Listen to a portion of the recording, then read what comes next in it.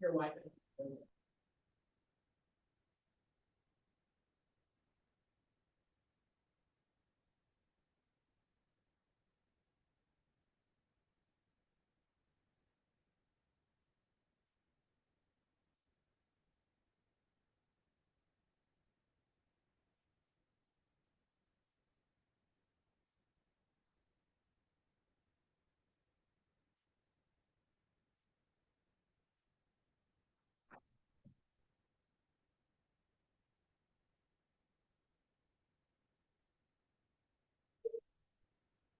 I just emailed it to you. All right, so it is April 15th. This is our second Finance Committee workshop on the budget. And just like yesterday, we're just gonna jump right in and get started. So today we have planning, engineering, public works, finance, assessing, executive, HR, clerk, GA. And in the morning, we have the very lovely Autumn Spear, it's also her birthday. So maybe we'll give you some gifts today, maybe not, we'll see. So if we want to just jump in. Thank you. So my budget is fairly, I told Tom I felt a little inadequate with my panel here. Yesterday, I noticed all the matching shirts with the different groups and I wanted to bring some people in.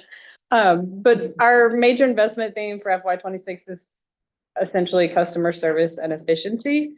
We are still working on, you can go to the next one, please. Still working on our implementation of our online permitting. I included this information, even though it's not FY 25, it's from FY 24, but just to keep in mind how long these things sometimes take to get completed.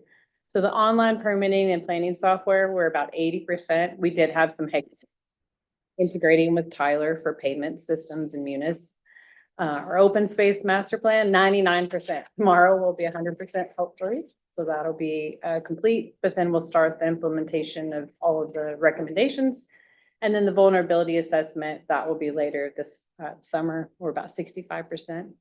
The complete streets guidance manual and traffic calming, that was the item I had in my CIP from last year. It's 40 grand. And we are partnering with GP Cog and they're actually going to co-manage that for us.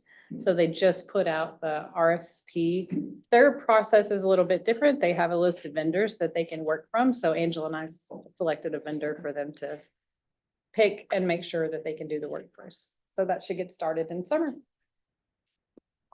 Our department overview, we have 7 full-time positions. Myself, zoning administrator, he's been here over 10 years. He's planning on retiring this winter. And then I have 2 full-time code enforcement officers and I have a part-time code enforcement officer. He really functions as a plans reviewer.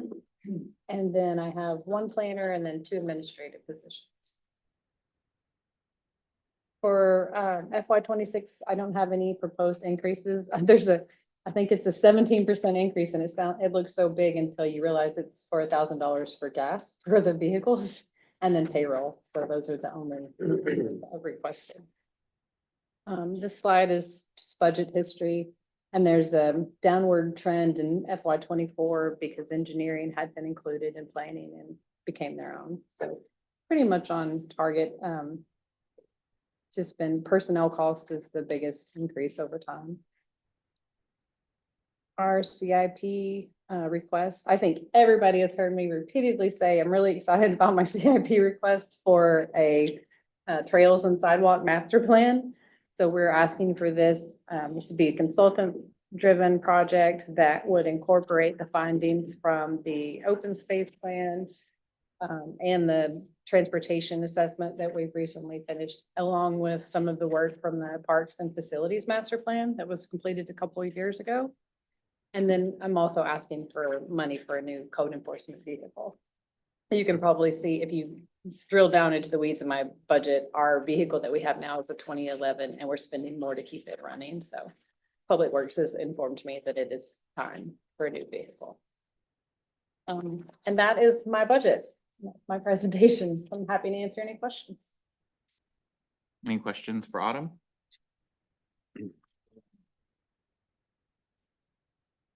Yes. Happy birthday. Thanks. I am going back to, you said you weren't asking for any money. I just didn't get that in front of me right now, like what, just for a new desk or new gas for the vehicle, that I understand that, right? So you're not asking for an increase? In my regular operating budget, on your no, operating? no. Okay. Just the gasoline for fuel price and And personnel. and personal expense. That's the only increase. And people, Yes. yes, Just not more people, just and personnel, COLA and adjustment. just COLA and so forth. Mhm. Okay, good. I just want to be clear about that, because when I go back to the meeting that we had where we were listening to folks and so forth, I think the thing I came away with was that you needed more people. I do continue, but you all adjusted the list a bit after that meeting too. You did? You did a little bit. There were a few things that were pushed off that I don't So ever, You still need more people as I well, will eventually need more people, but at this but not point, this year, you're okay. yes. Okay. Happy birthday. Just to expand a bit, I think there's kind of three things driving that. One is, I think, we really appreciated the conversation with council and kind of level set kind of some of the workload in front of Autumn, which gave her some comfort, I think. Secondarily, we do have an important position, the zoning officer retiring, and understanding how that kind of shakes out. We'll be interested to see who that person is and what their capabilities are. And there's also some movement, you'll hear, a request for additional position in engineering.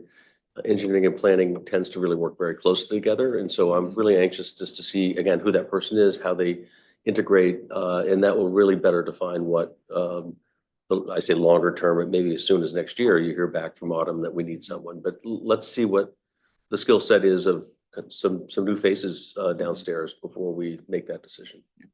Well, what do you see as like the biggest constraints for capacity? Is it the, deliver the day operational stuff that's growing, or is it our list of special projects that we continue to fund that are just kind of adding more to your plate? I'm just curious, like, is it? Probably the latter, the special projects, because we have a full development review, planning board is on Tuesday and we have 10 items going to planning board. So that's a full-time kind of review, and I have a planner that I'm training up. I'm trying to get, her on board, but that's Angela and I both are in the weeds and development review when it would be nice to be able to walk away from that and be higher level, but at this point we can't. So that takes up a lot of my time, and then the special projects and then the committee expectations. Mhm. Um, So getting your current planner kind of up to like full.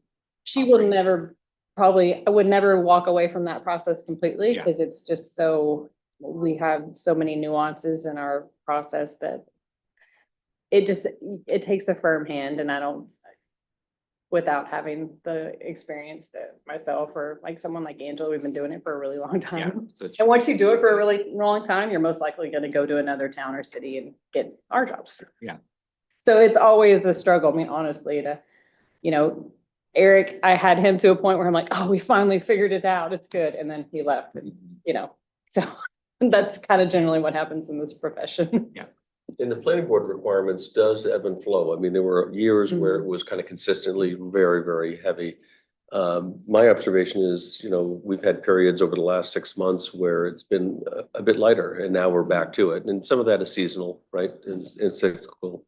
And a lot of it is downs driven, let's be honest. That's a big project, and based on their schedule and their pace dictates what's in front of planning board in large part.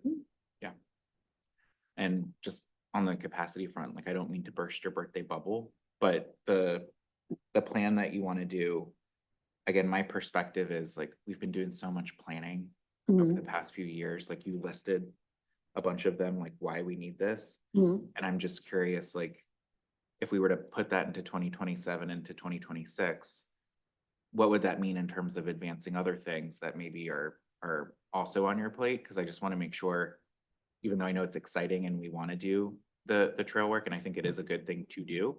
My question is this the year, or do we still need to kind of give a little bit more time for some of these capacity things to kind of work themselves out before we add on something new like this particular plan? I personally think this is the year because we have some plans that were just wrapped up, and if we have some excitement and some enthusiasm, I think, from the residents. We keep hearing that, you know, pedestrians and being able to, with the open space plan being done, and then having the parks and facilities plan, it's already a couple of years old.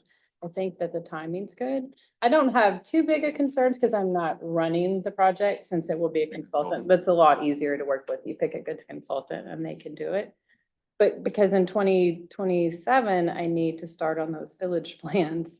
The work that we need to do for open space implementation should fairly be easily managed with Conservation Commission and maybe long range, like staff driven.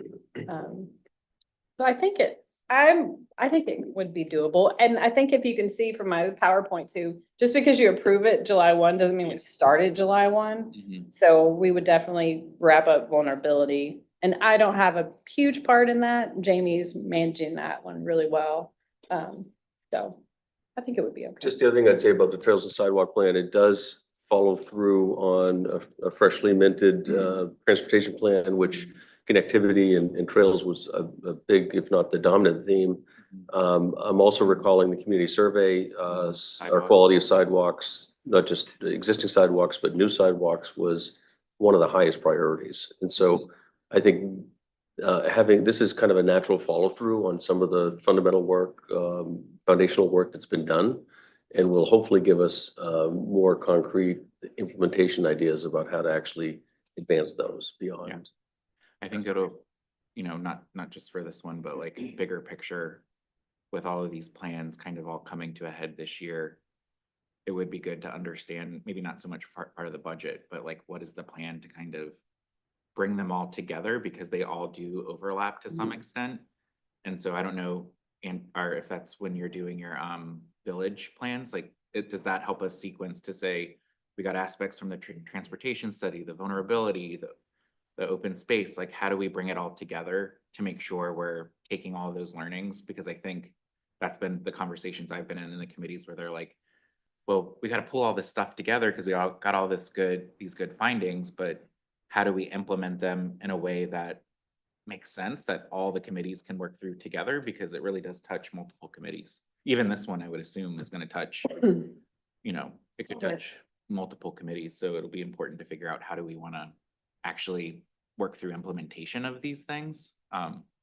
So that's just a question that I have. But overall, your budget's great. And, you know, thank you for everything you do. I know, again, small but mighty staff is the theme we heard yesterday. And I think that continues to be the theme for all departments in town where, you know, everybody's doing their best that they can to deliver as much quality services and help us implement our vision as well for the town. So thank you. Karen? Sure. Happy birthday. Thanks. I appreciate the extra spreadsheet that we did with the supplemental information, because I think one of the things that I'm very always curious about is how your department compares to the towns around us. And so I think it's no shocker to me that it's discouraging and concerning to me that you haven't grown in 20 years. And it's concerning to me that our town has grown so much in 20 years, and I continue to express concern over how much time is spent on the downs. That's just kind of the nature of it. And so I think with that being said, I'm always curious, you know, how much time is spent on the downs and how much time is spent on your day-to-day planning board, town council goals. So while like town council is very ambitious, I don't think my expectation of you changing that percentage of what you're working on town council goals was to change, but it seems like it bothers me that the downs is taken up so much. And so I would love to see your department grow. When we had the fire department in front of us, I think one of the questions I had for them, and I'll say to you, was, you know, we continue to try to create new ordinances and implement them, especially with the short-term rental. You know, I really want that to go through, but then I wonder about our capacity to be able to enforce it, follow through, get it going, and really make it work. And so how do you feel about the short-term rental? I am leery of the short-term rental for that reason. I think we have it planned right now where they do initial inspections, and I think we probably could work that out, but it's the enforcement and the follow through with, you know, my neighbor's got this and they're in violation, because those are that takes up a lot of time. So I would probably I could see eventually needing some additional enforcement for that. Well, I don't think I mean, you're aware how much I complain about. Oh, yeah, yeah. And so like, it's not a surprise, it might be to other people, but I get to be a little bit of a Karen when I drive around and I see Oh, yeah. the constant Understand. ordinance violations. And I would like personally, as a resident, also as a counselor, it's a little disconcerting when constituents, residents are consistently complaining about things. I understand you guys have other priorities. I just want Scarborough to look nice.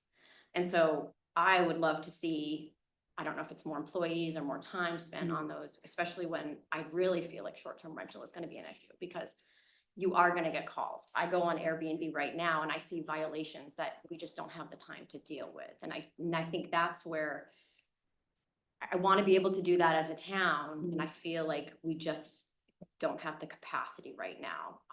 So I personally feel like, especially with the loss of Brian, I feel like that's gonna be huge. I would love to see more enforcement in there. I understand that's just maybe not how the department is structured right now.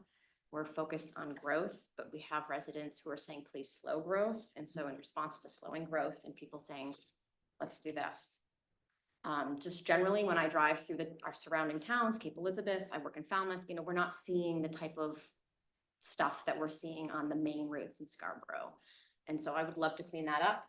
Not trying to criticize you. I just think you need more staff. Yeah, I've worked at a city before where I had legitimate proactive code enforcement, and in a town with 12,000, we had 3 full-time code enforcement officers. And that's all they did. It's ugly work. It's court cases. It's, it's a lot of that. It's very, from a proactive standpoint, it can be really taxing. Yep, Brian's got a horrible job. I'm aware. He has, the zoning administrator side is fun and sort of interesting sometimes, because he spends probably 60 to 70% of his time just phone calls with, I want to buy this piece of property. Can I do this weird thing? And then you have to interpret the ordinance, and that's what he spends a lot of time with. And then the violations come up, and then that's such a process. And then our ultimate goal here has always been for not necessarily monetary fines or things like that, but it's compliance. And so you tend to work with people when you're trying to get to compliance. You're like, okay, these are human beings. We can work with you. And sometimes some of these problems have been in existence for 20 or 30 years. So trying to fix something that old can be difficult too. But yeah, if you wanted to staff out my department, I could have, a full-time code enforcement officer, a full-time plans reviewer, 2 CEOs, a zoning administrator, a long-range planner, a current planner, a planning manager, and myself. And we'd be Right. all set to do Right. whatever you wanted to do. But that's a lot of bodies. It is, and I know we came in with such a low budget, Yeah. this is where I also feel like there's a lot of pressure on your department with the growth and also on all of our initiatives on top of that. And so I'm disappointed to see that there was not the introduction of a new position, I guess, because I would obviously support that. Yeah. And I will continue to try to Mhm. see what we can do. And then I think in regards to the trail and sidewalk thing, I'm with John a little bit I think also because of the feedback we're getting is we've already done all these plans. We need to focus on the plans that we have currently done and implementing them. That I do worry that we are like doing plan after plan after plan, where right now we have some of these plans that have now just getting older and older. Sure. I actually have this vision in my head that I've talked to Tom a little bit about, but I would like to take all of our plans and all of their implementation and see if maybe we can't we have a group that's working with us on the open space plan, and they're going to do an app so we can actually see real-time implementation. As we're talking about that, how cool would that be for all of our plans to be put together?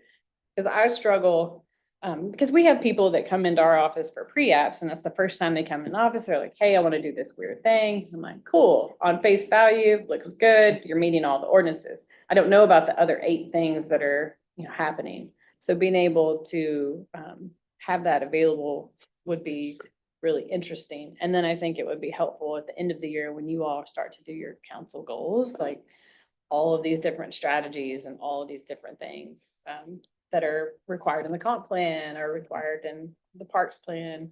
The reason I like the trails and sidewalk plan is because what would come out of it is less of a plan and more strategic. Here's a map of where you need a 5-foot sidewalk with a 5-foot esplanade, and these are your gaps. And so if somebody comes into your office for a development, hey, Mr. Developer, we would like you to build your normal, but we're gonna chip in, an extra for an extra foot because that's what our sidewalks plan, and this is a big gap. Right now, not having that, we have a project, south on US Route 1, and they don't want to put the sidewalk full frontage, and we're requesting it. And I'm requesting it because, well, we know eventually we're gonna need pedestrian access over the marsh. No, I don't know what side it's gonna be on, but the more I have getting there, maybe it'll be on this side. And so that's what that trails and sidewalk plan would do. It'd give us really solid, this is what we're moving towards. And so there's no, planning board, I don't really want to do it because there's not really a plan. There's a plan and we're trying to achieve it. So it's more of a mapping and concrete, whereas the other plans are more, this would be a great idea and this is a good idea. And even the open space plan, one of the big implementations is you need a trails plan to get people to these open spaces. So. I think though, like what you said, when you were listing your FTE needs, like it feels like part of the challenge is like having a long range planner to really kind of look at all these things holistically and then create a roadmap of like, how do we want to bring them all together? So I don't know, maybe it's not an FTE, but maybe it's another consulting project potentially for this year to say, if all these plans are done, we have a plan for this, but like, can we, as a bridge to getting FTE in the future, bring in someone as a consultant to help with some of that long range planning to tie everything together and look at apps and things like that. So, I mean, that might be something to consider, but I do feel like we need to kind of, it just feels like we have all this good stuff, but it needs to all fit. And what is the plan to make a plan, I guess, a plan for the big plan to kind of pull everything together. I do hear the need for resources. And again, we had the police chief come yesterday and he kind of talked about like what his vision is for staffing. And it sounds like you have a vision. So if not this year, then maybe, going into next year, just knowing like, what is that multi-year plan to get to the point that's going to make sense. And with Brian retiring, like Tom mentioned, there's probably opportunities there that you'll think through, but I think it would be good to know. Because I agree with Karen, like I think planning seems to be so central to everything we're trying to do. And if there's ways in the future to fund things that help to build the capacity that's needed to be a town the size that Scarborough is now and into the future, like if it's been 20 years or so since we've added headcount, like we talked a little bit about that yesterday with the ambulance, how it's been 20 years since we added the second ambulance. And so, but our population has probably doubled in that time period. And so we need to make sure as we're growing that we're staffing ourselves. And so I know you know that, but it's just maybe something to think about for next year when the budget comes. So before we move on, I was almost done, but I can't quite be now because when I hear your list of things and I bang that up against my experience of late, Scarborough feels like it might be moving closer to becoming a giant HOA. And every time we put in a regulation, if you can imagine, I don't know if you've ever lived in one where you have the people running around finding if you've got a piece of, I've done that, I couldn't sell my house because I cut down a 3-inch tree in the backyard. And frankly, there are people who like that. And you know what they can do? They can live in HOAs. And I think that the tone in the conversations, things that I've been hearing are suggesting that the town is heading towards an overreach in terms of regulation.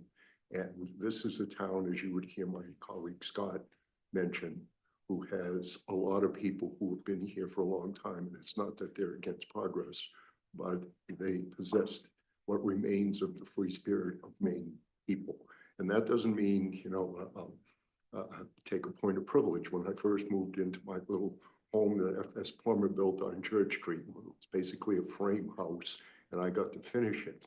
And I thought, well, this will be fun. I went and bought a couple of pink flamingos and I stuck them right in the front lawn because I wanted to get to know my neighbors.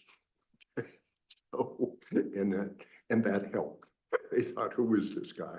And we had a fun conversation about it.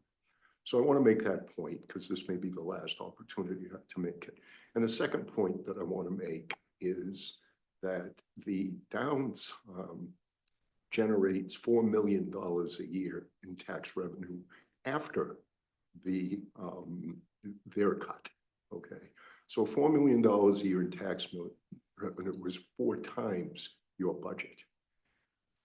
The Downs project, at least it was for a while, has the potential to be the solution to many of the growth problems that this town faces. And there is a growing animus towards projects like that. Basically, a not my backyard piece, okay? And so when I hear about budgeting and creating more people and so forth, that you know, if you put a group of beavers in a forest, they'll cut down all the trees and build a pond. Okay, if you build a big planning department and a code enforcement planning department, the tendency will be to plan and code. The work has a thing to expand to the space allotted to it. I didn't intend it. All I wish to say to you today was happy birthday. Okay, but I think that Karen has made a number of legitimate points and represents that point of view very well. And I respect that point of view and I understand it. I just happen to have a little different take on it. And I felt it was important to share that point of view with you this morning. Thanks. Great. Any other questions for Autumn? No? All right. Thank you, Autumn.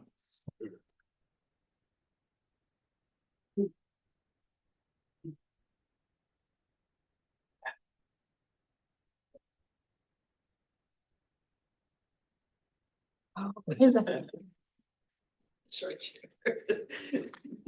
It is adjustable.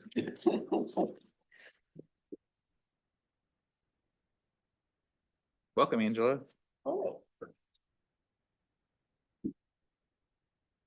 Right. Take it away. All right, I'm gonna go through engineering and technical services department. Starting with our major investments for FY 26, you will see probably front and center is the new project manager position. We have talked about a lot of plans, studies, and really the implementation coming out of there. The next step is really looking for grants, opportunities, or really designing and engineering some solutions that then become implemented. And I feel like we're that kind of bridge from the planning process into on the ground, getting things done.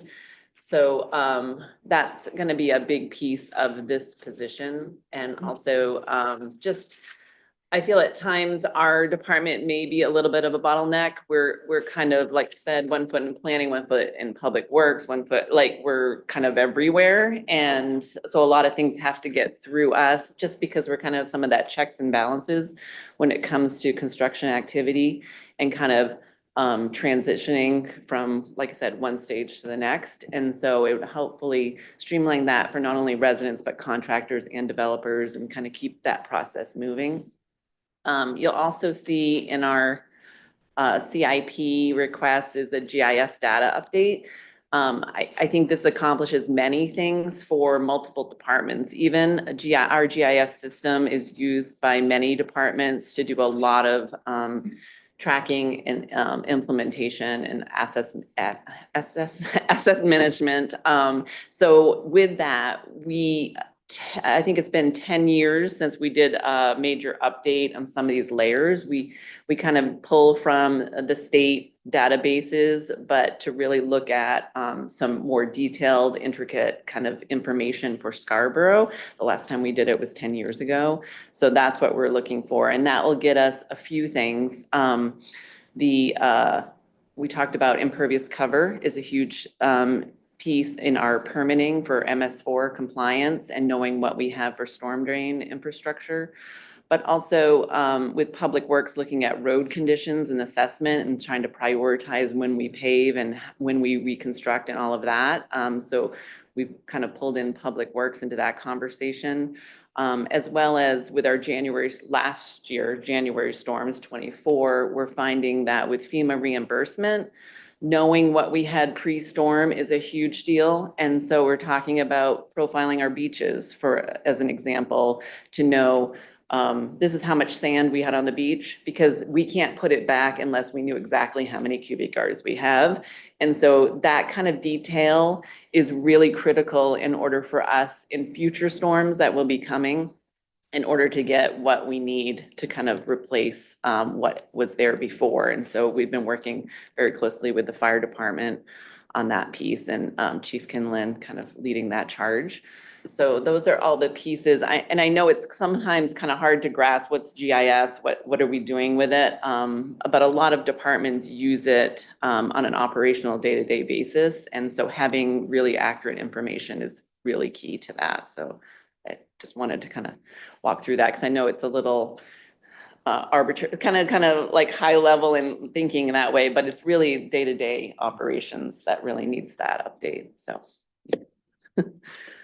And then for what we have accomplished in this FY25 budget, I've kind of made a list of things that I guess I'm pretty proud of. I think you guys are familiar with most of these. I think in the background, we're also doing a lot of, as you talked about, long-range planning. I just wanted to put out that we do that in engineering as well, as far as like our PACS Connect 2050. I went through and mapped out transportation projects, and that's implementation projects through 2050.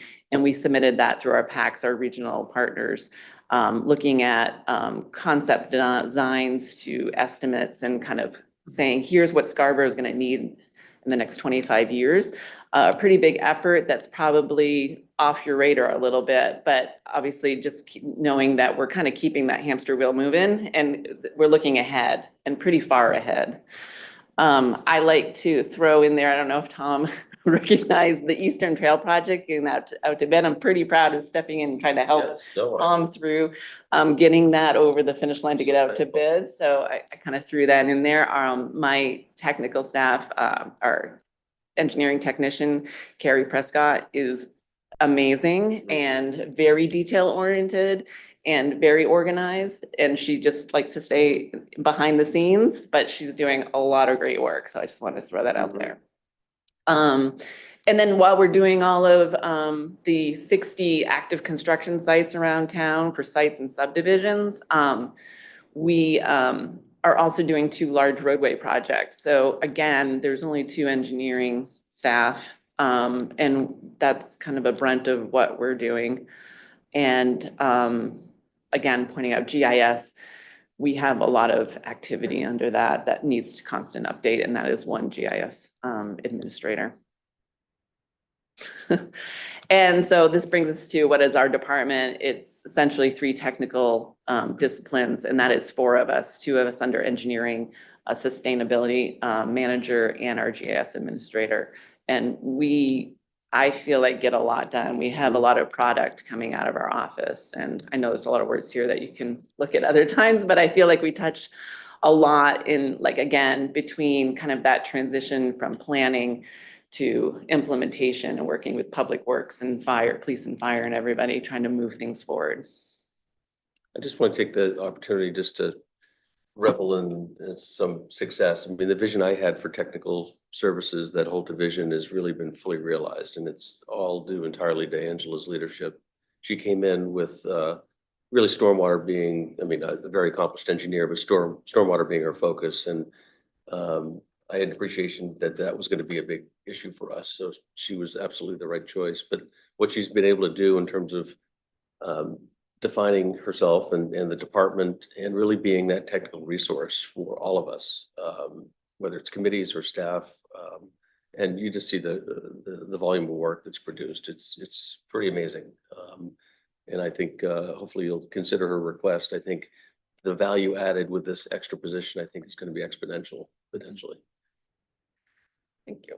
So then looking forward to 26, as I mentioned, some of the drivers, cost drivers is obviously we're looking at a new position, we're looking at personnel cost increase. And we also this year, by request of the finance committee, we have a line item for our sustainability reserve fund. So you'll see that in there. And then this is just looking ahead at things that may be CIPs from past years or just initiatives that aren't CIPs, like our low impact development ordinance will be a big initiative, probably time consuming, as well as the stream protection for Phillips Brook and Red Brook initiatives that are just continually moving forward. We were funded for, you can see from past years, these are kind of a little bit of the backlog, right? So we have the climate action plan, which we intentionally waited for vulnerability assessment to be done, as well as what's coming out of some of the work that DOT is doing on the Route 1 Marsh crossing, which tells us we really need to prioritize the next crossing, which is that lower section of Payne Road. And so we're trying to use some of the vulnerability assessment. We have some demonstration projects in there. We're trying to get ourselves set up for grant opportunities. So it's kind of looking at 2 steps ahead kind of thing and kind of trying to keep that moving forward. The design of East Grand Ave, you'll see in the CIPs, that has been something that we actually did master planning for in 2017 and 2018. That neighborhood has been extremely patient with us. And our department specifically has spent that time looking for funding partners through the region or the state and have come up with really no pathway at this point. And so that's why we've reluctantly kind of been waiting until we can find somebody. Without that, I think Tom has talked about kind of moving this initiative forward. Yeah, I on mean, our own. that was a project, we did master planning, we had good engagement with the community. We didn't see any funding path, and so we pivoted quickly and we moved and focused our attention on Gorham Road and have been able to do 2 sections of Gorham Road because funding was available to at least offset some of that expense. Yet the needs obviously don't go away at Pine Point, and that's a particularly challenging area. It's thickly settled. It's incredibly flat. There's no drainage. The sidewalks are there, but almost crumbling, to non-existence. With on-street parking, it's a complicated area that really demands some attention, and we really don't feel as though we can put it off any longer. That it's something that we really need to attend to, and it's one of our oldest, most engaged communities in our community, neighborhoods in our community. So that's something we're interested in getting back to. And I will say, I'm sure maybe I can preempt a little bit. One of the questions probably from the vulnerability assessment, you will see Pine Point will have significant flooding in the future. And we saw it in the January storm events. What we're looking at as we move forward is doing a design. Obviously, it's not feasible to raise that road 5 feet where people can't get in and out of their properties. What we're looking at is this will probably be the last major upgrade on that roadway, because that lifespan of this road design going out, the pavement is a 12-year lifespan, but the roadway section really, like say a 20 or 25 year. At that point, it's really reassessing what investments you put into that roadway. But we feel like at this point, it's still worth that investment for that neighborhood and their day-to-day lives kind of getting around. And actually, we also talked about it would be a complete streets. So it would incorporate, bike, ped, there's obviously on-street parking, transit, all of the above. So this would probably be, we are looking at, as you mentioned, all the other kind of plans that we're seeing, and not looking at it in a bubble. I guess I just wanted to point that out, that we're just not putting our head in the sand and saying, well, you're gonna rebuild this road, well, it's gonna be underwater 20, whatever. I just, we have thought that through and looking at, this is really to get us through the lifespan of this new construction. This is just for the design. So next year you'll see probably in a Public Works CIP for the construction of that. Can you talk a little bit more about the challenges with getting funding for this? Is it Yeah, so we have continually submitted it as a complex project through PAX, which is the regional agency. And it's just not a priority corridor for the region. They look at it as a local priority. So when they are distributing funds, really the funds are going to like Route 1 or even Gorham Road, as an example, is another arterial. It's moving a lot of traffic, and even the state. So the state prioritizes how they would fund things as well, and really start looking at, like I said, the arterials where you're moving a lot of volume is where they're really putting their money. But what about when people want to visit our beaches from the region and? So that's why it's more of probably looking at the economic development side of it and trying to find funds that way as well. It's just there's not millions of dollars of pots like you do on the other ones. You know what I mean? Like this is going to be a substantial project with construction funds. And doesn't mean that we can't continue that. We have a year like to design it out, and we can really work with SEDCO or others to try to see if there's any money that way. I think it will be, like I said, if finding that is going to be smaller amounts though than say like we're getting for Gorham Road. Yeah, the analogous kind of focus, we made heavy investment in Higgins Beach. It was just before I came, so it must have been early 2000s. So it's been 20 years. But that was a major investment, kind of all Ocean Avenue sidewalks and kind of all the internal streets. And we're really considering a similar approach to the Pine Point community. And then the next one is just showing we have became a department in 2024. That's what you're seeing. So essentially, it's our personnel costs. We really don't have a whole lot of other costs other than our contracted services through engineering firms that keep us moving with larger projects. And then I think the last slide is just the list of the 4 CIPs that are in the request. Sawyer Street was funded half of it last year. That's really to build a turnaround when that Sawyer Street gets closed down. That's our match for a pretty large grant we have in the works with Cape Elizabeth. You might recall each community was needed to commit 150,000 toward the local match. I believe Cape put it all up at once. We chose to do it over a 2-year period. So this is the second half. And I think the others I've touched on, so I'm happy to answer any questions you have. Angela, do you just want to talk a bit further about the new position? Your vision for that? Yeah, I don't know if you have any specific questions. I know one of the things came up, asking about, other community, like you said, the supplemental information, other communities. And I did point out, so the city of Saco is actually adding a deputy or an assistant engineer, which is a similar role. Westbrook actually has had a project manager in place and kind of like moving things forward for the past, I would say 5 years. And they actually, this past year just hired a second one.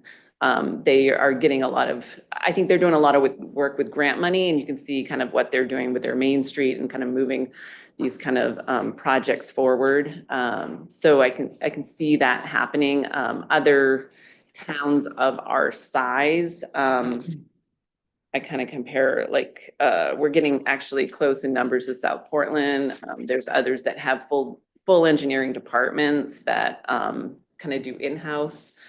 I don't see that's where we're at or even getting close to. So that's why I see it as this is our next steps, like looking at Saco and Westbrook actually have smaller populations and kind of considering our growth. They're also in a different position than we are. So really trying to move that forward. Just to touch on that, it's an important point that Angela made, just kind of pass by it, I think, is that though Angela is fully credentialed, full PE, as is Carrie, or she is PE? No, she's not, but she has a master's in. So they're certainly capable of doing quality engineering design. That's really never been the vision. That at this point, we don't have the time for it, and we So her job is really to be the technical set of eyes, to be able to work with consulting partners, overseeing their work that does the design. It's not unlike our public works department. We're not building things anymore. We're taking care of things and managing contracts. And that's just, the way we have to, well, really, we've chosen to handle it. For us to staff up to do the in-house design, that's a whole different conversation. And I don't think it's a cost-effective approach necessarily. We may get there and want to go there. But at this point, I think our approach is the right one. Great. Thanks, Angela. Any questions? Dr. Shoup, you want to get us started?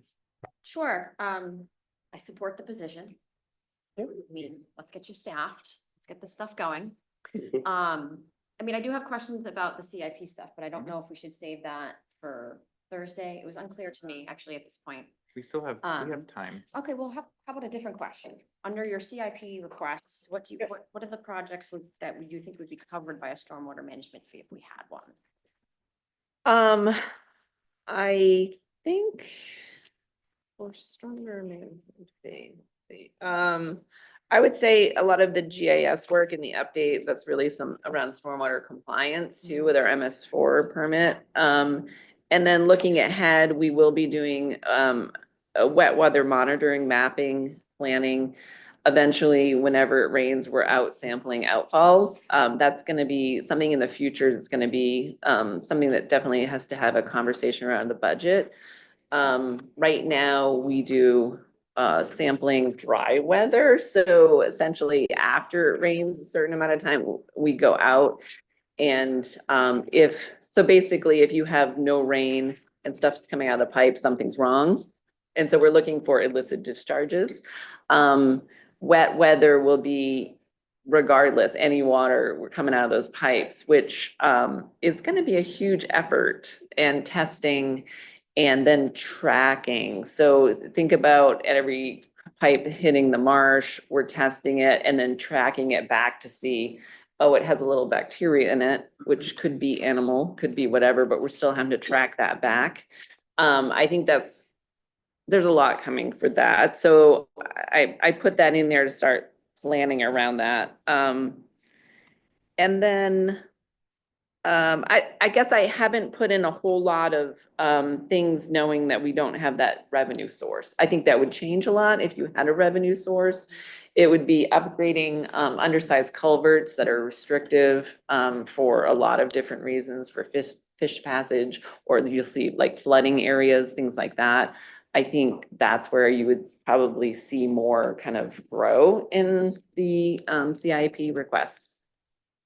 And the GIS update, that's all that, mapping out the impervious cover, that would be like the first step if we wanted the exploration of like what a stormwater management fee would look like. Like a consultant would want that. I'm kind of connecting those dots in the respect that I know we talk about like, so there's we don't know, we don't know yet, right? So as far as typically those stormwater utilities go by impervious cover. So each parcel, and that's residential, commercial, nonprofits, all alike are doing an acre cost per acre. But not knowing what that means, like what percentage is our residential? What percentage of the impervious cover is our nonprofits? I think those are all really important things before we spend a lot of time and effort to say, what problem are we fixing? To say, okay, here's what's alarming, or here's another way to go about it. I think there's a lot of kind of tools in the toolbox that we can kind of look at. No, but first we need to know what the problem is, what we have, where we're heading, right? So there's a lot of roadmap work we've got to I think kind of this data do. will do is help identify the appropriate method or justifiable methodology for applying a fee Right. to who and Right. on what basis. Just anecdotally from talking to colleagues that have done this, you won't be surprised to hear that it's not terribly popular and that it's often challenged or at least questioned, and it should be. Why are you doing this, and what method are you using to assess the various categories? So having all of that data in good, strong defense is really important. Exactly. Just be able to roll that out Yep, no, and I mean, I continue to argue and beat my drum about, I don't think taxpayers should be paying for all of this stuff when other people are not. So I appreciate that that's in there. I obviously support that. I like that direction that we're going.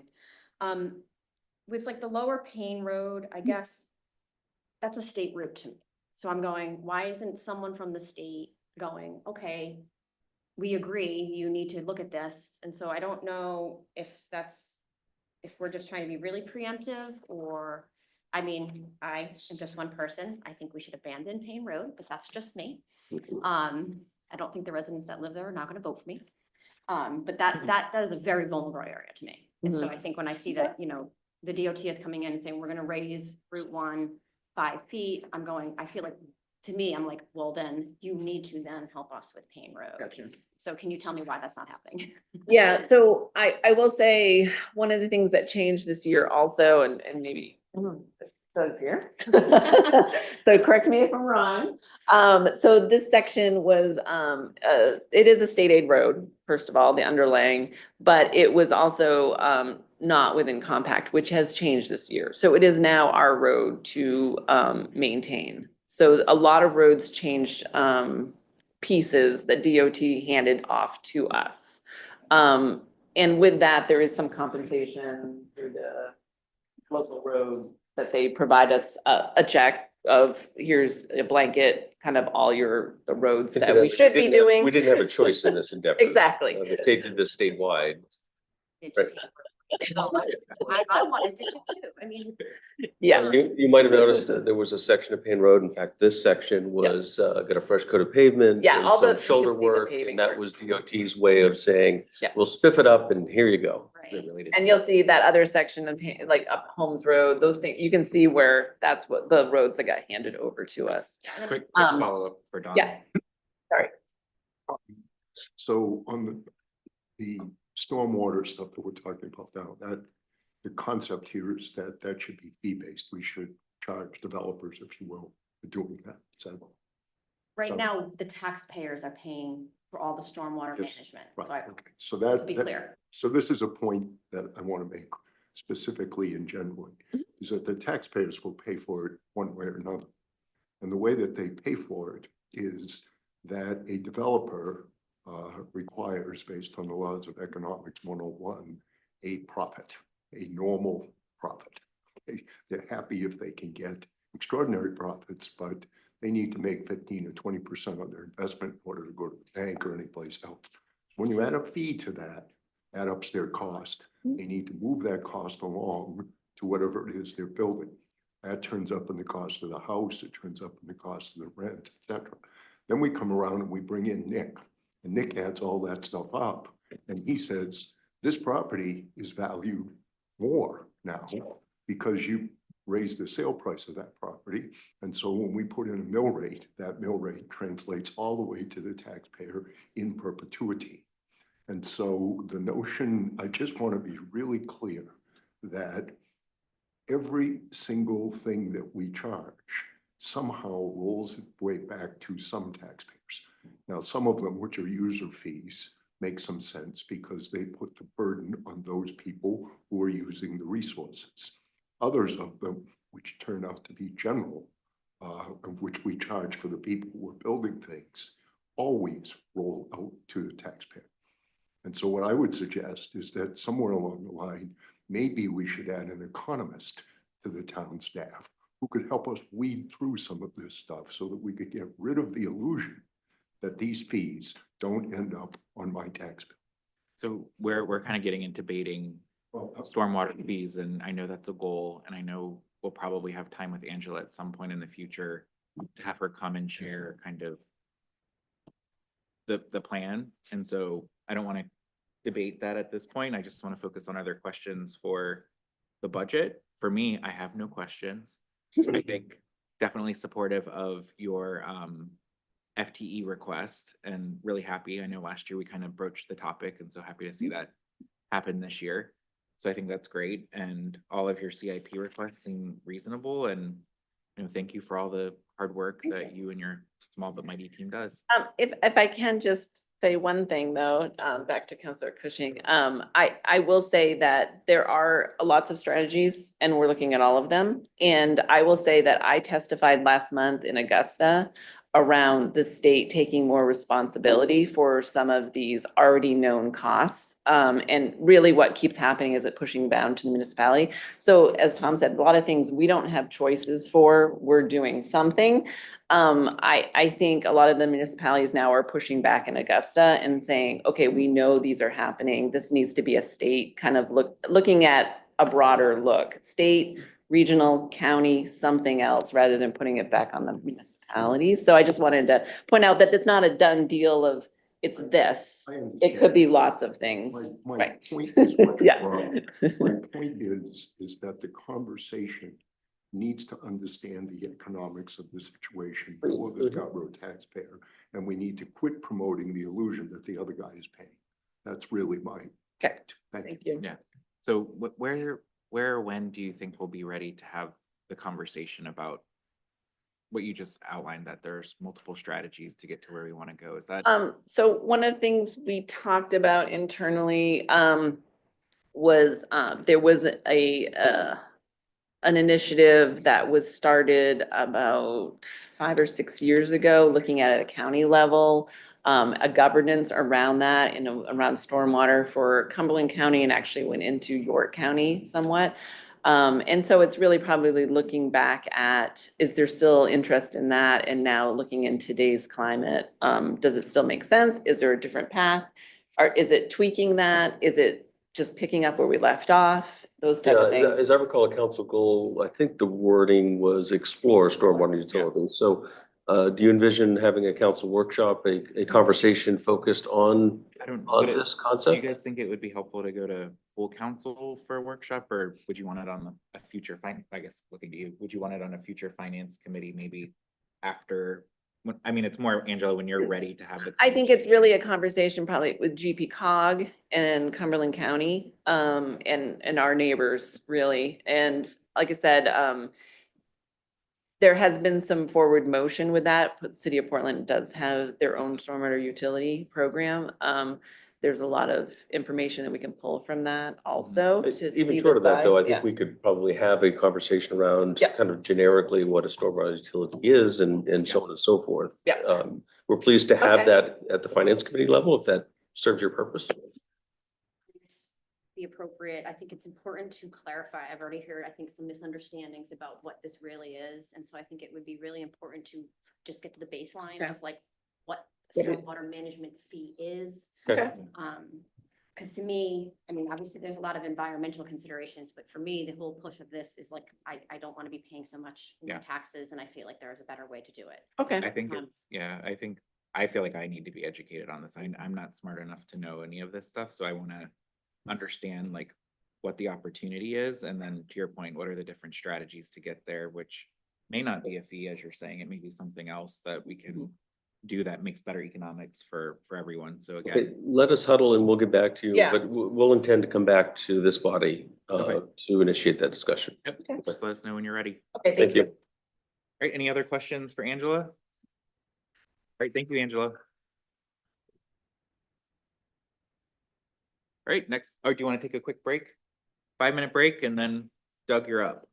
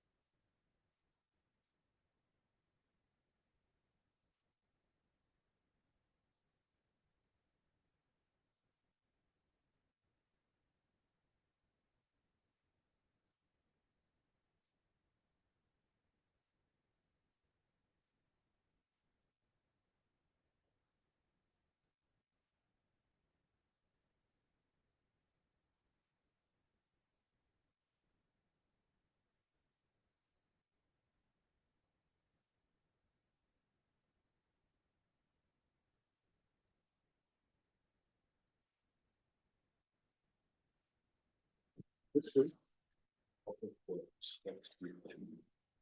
right, I think we're ready to get started. Welcome, guys. So it's been, pretty straightforward. We just let you guys kind of talk through your deck, and we might have some questions, we might not. So if you want to just go ahead and get started. Sure. Do you want me to run through Yeah, the slides? Okay. Run through the slides. Introductions, just- Yeah.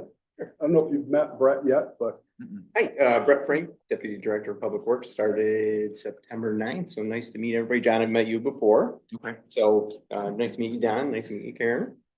welcome. So and I'm assuming everybody's got a copy of the slide Yep. deck, right? Mhm. Okay, so I won't kind of belabor anything, but I'll kind of run through this. So the major investment theme for Public Works for the fiscal year 2026 is infrastructure resilience and sustainability. The theme addresses the need to modernize and maintain essential infrastructure while ensuring it can withstand the challenges posed by climate change, population growth, and aging systems. Sounds like you guys are spending more time with Angela these days with that. Yeah. budget theme. A little update on the current fiscal year budget. Ongoing efforts to identify and prioritize areas of town in need of drainage improvements. We've been utilizing CIP funding for this purpose to address these issues. Our DEF dispenser upgrade included a larger and more accessible DEF tank and dispenser. Road paving of identified areas of need townwide continues to be ongoing. Our vehicle replacement schedule is currently on track. We are working through the coordination and planning of the sander rack upgrade through our vehicle maintenance department. We have sidewalk improvements continuing to be identified and prioritized throughout the town. Materials for road treatment, salt and sand continue to be a sizable expense for our department. And again, this is kind of in here twice, not exactly sure why, but planning continues for sander rack upgrade with the focus being on improved safety, usability, and effectiveness for those crew members that have to use it. Don't need to see the plow trucks out or sanding trucks out on Saturday morning, Yeah. early or Mhm.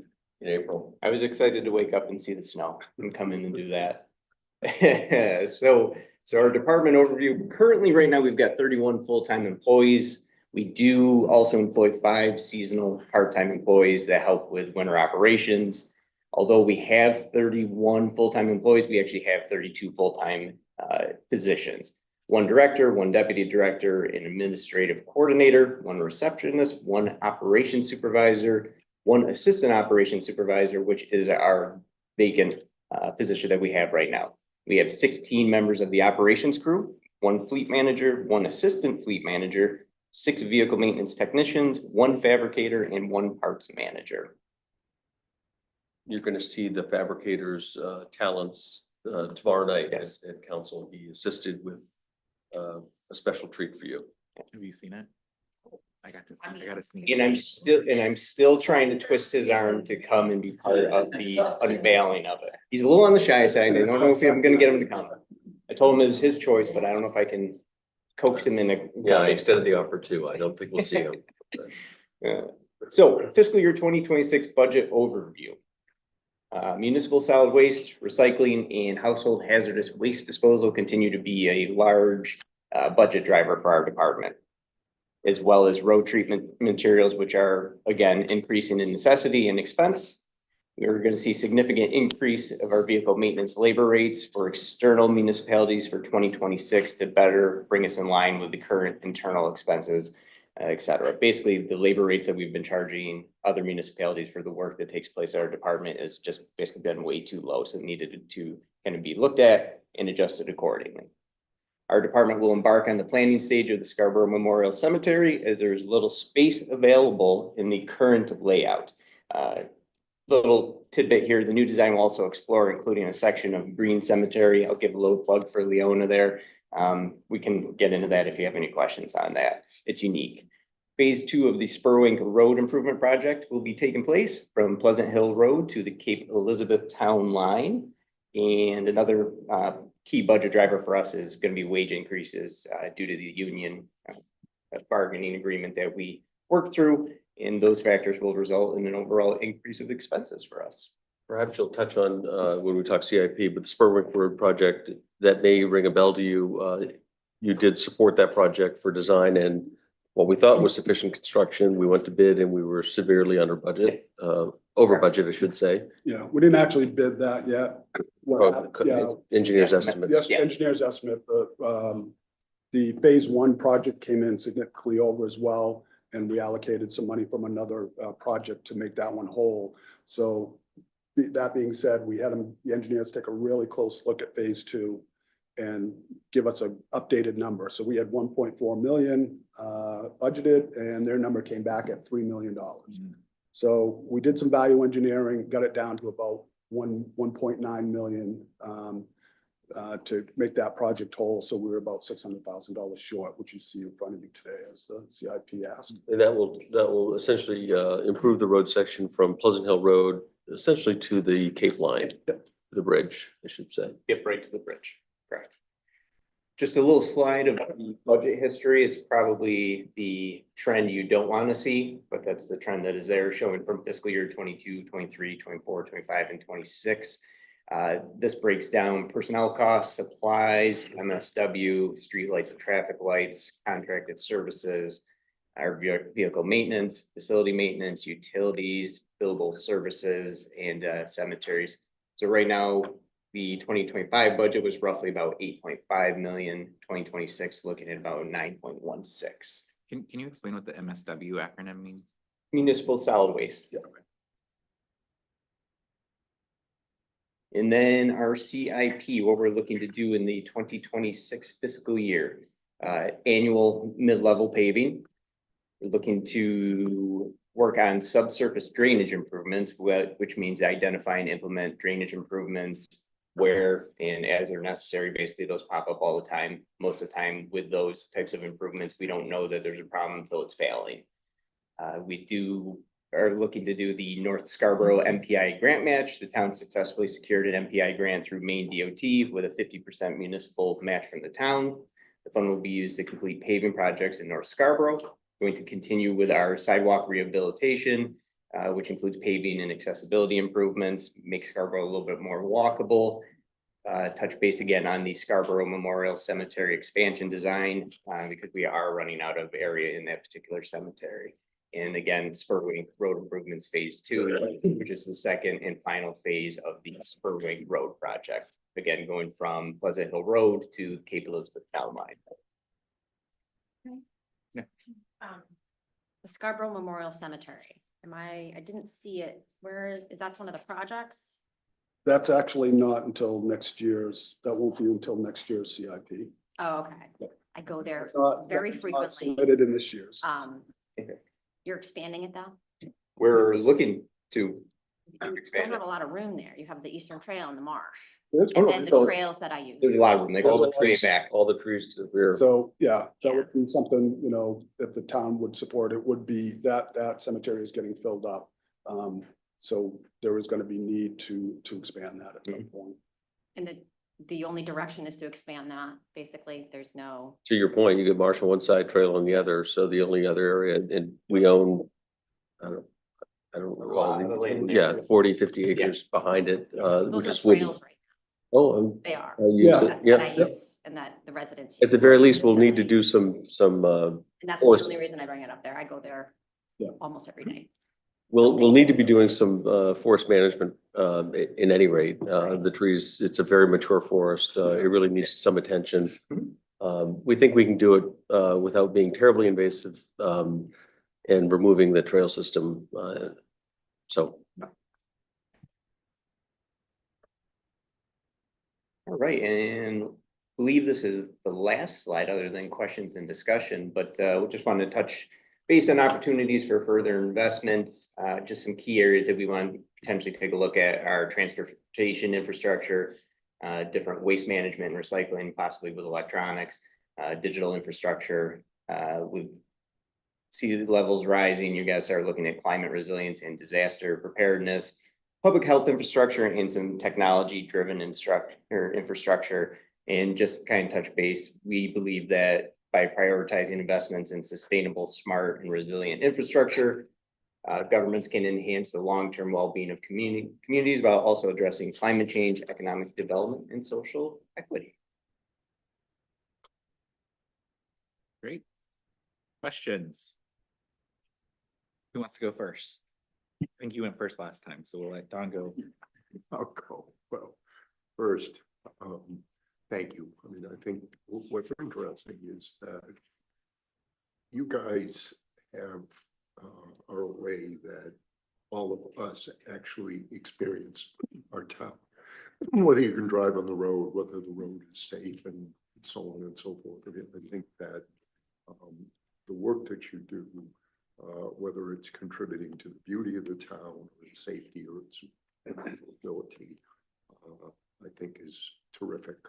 I think you do a great job, and I think I'm really impressed that you probably get the prize for the most buzz phrases in your presentation of the entire book. So congratulations on that. I think you've touched on all of the bases. Those of people in the room who are sitting back there going, now wait for it, he is going to come after you. Usually the wind down. So, Yeah. but I have some questions, not really for this, but for the future. One of the things that I think this town could benefit from in its budgeting process is metrics. Metrics as being differentiated from statistics, which are how many home runs did Joey hit? Doesn't really matter until you understand what Mikey and Bill, okay, baseball, but there are metrics.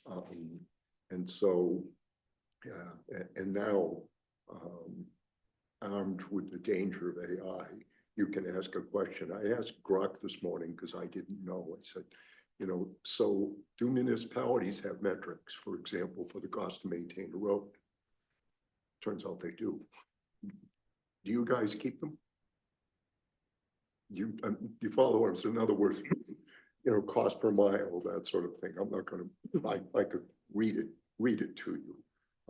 But I didn't know. I was just surprised. But I said, from a standpoint, I will tell you this, speaking to years ago, when I first started swimming at the YMCA, I swam next to, my locker was next to a doctor, and every day we'd come back and he'd reach in his locker and he'd pull out a little book and he'd write down his swim times. And I asked him, I said, but why do you do that? That was probably the third word I spoke to him. There's things that are measured improve. He's 10 years older than I am and swam circles around me. And then I got out my little calendar from the Aroostook Republican that my mother-in-law gave me. When I left, I had 20 years of them of swim times written down. And my swim times did improve. Okay. And so the point I'm making in a folksy sort of way is that this town, I am guessing, probably has stellar metrics all across the board, but I'm guessing. And I shouldn't have to guess because I can tell you, Norm can tell me, he'll have his turn in a minute. He's very proud of the number of transactions that the people in the front office are doing every year. I don't know if he'd be happy or sad to know that the all-in cost of that transaction is $16.91. Okay, and that's just basically taking the gross cost and dividing it by the number of transactions. So a lot of what you folks do is measurable. And so when I look at and this is where I put the two things together, as I say, it feels great, okay? But would I feel great if I knew that my cost as a taxpayer to achieve that was 3 times what it was in some other municipality? I might not feel so good about it, but I don't have that other piece. And so I'm left with a missing component of accountability. That's my general thought. So this, I hope you perceive as a positive message and an opportunity to look at some things internally when nobody's watching to say, how are we doing here? And to figure out, you know, it gives you information as an opportunity to prove. That's all. Thank you. Sure, I'll just jump in a little bit on that is, you know, as far as like paving a road and our paving program, we're basing it off PCI values. So we do gather a lot of data. We're doing a new PCI study this, well, actually, it's been done through Nearmap. And we've purchased, it's basically an AI discovery of your PCI values, which is paving condition index on the roads. So the funding that we ask for is a way to keep our roads at a certain level, you know, at a 70 or 75 PCI, which is, you know, right in the middle. Anything that's at 100 PCI is a perfect road. Anything lower that is starting to fail. So we do use a lot of data. So I believe there would be some good metrics we could pull out of that. Counselor. And thank you for mentioning that, because when I first started, somebody made me aware of that particular piece of software, and I was really impressed with it because it does exactly what it extends that concept. It says basically, yeah, we have a way of objectively figuring out which road really needs the work as opposed to who's screaming at us most. Yeah. Great. And what I'll tell you too is, you know, Screaming's still effective too. Screaming or the best. Screaming sometimes is, I'm sure. so as but far at least as, we've got a list to start with. Yeah. as far as our work plan goes, we've developed now, I'm out 4 years on a paving program. We're gonna add the 5th year in shortly. And what I try to do with our work is for anything we're paving next year, we take a look at those streets and see what needs to be done, whether it's tree trimming, culvert work, sidewalk work. We try to incorporate that, get that done before we come in and pave the road. Also coordinating with utilities, make sure that they don't have any projects coming in on those roads. So we're not paving and they're cutting in. So we do a lot of work on that. Great. And I would be remiss if I didn't represent myself here as a walker of the Eastern Trail, walking through your backyard. Apologies for never taking the tour. But I'd love it if somebody could just, you know, get a wild hair and drive that snow blower down the Eastern Trail, just one lane, so that so that us old folks could walk 4 seasons. Thanks. That's a conversation I've had with community services. I think you'll see some winter maintenance, if you will. You use that term loosely. I don't think it's going to be snow bloated or plowed. It's likely to be groomed, so it's more accessible. You can tell Nick if he parks it down there, I'll drive it up and back. Oh, no, that's my job. You don't get to drive it. Counselor Shoup? Sure. So I'm not a business person, but I appreciate Don's comments because it does circle around to one of the things I think I brought in the past is the metrics behind the fact that we provide vehicle maintenance to repairs to other towns. And so I just didn't know if that was like, if there's a breakdown of the actual cost and how that works, and if that's something that we have done in the past. Because I know on the surface, it's like we're making money, but I think it would be great for the residents to really have it broken down and showing. I will continue to say, like, are we really charging enough?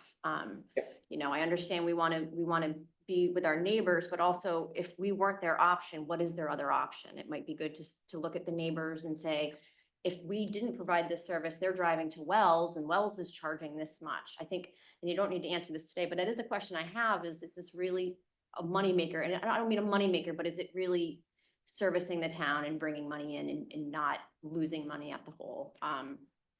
And so I don't know if you want to Well, I answer can- that, but like, I can yeah. answer that a little bit. And you mentioned this, I believe, last year too, and we took a hard look at that Yeah.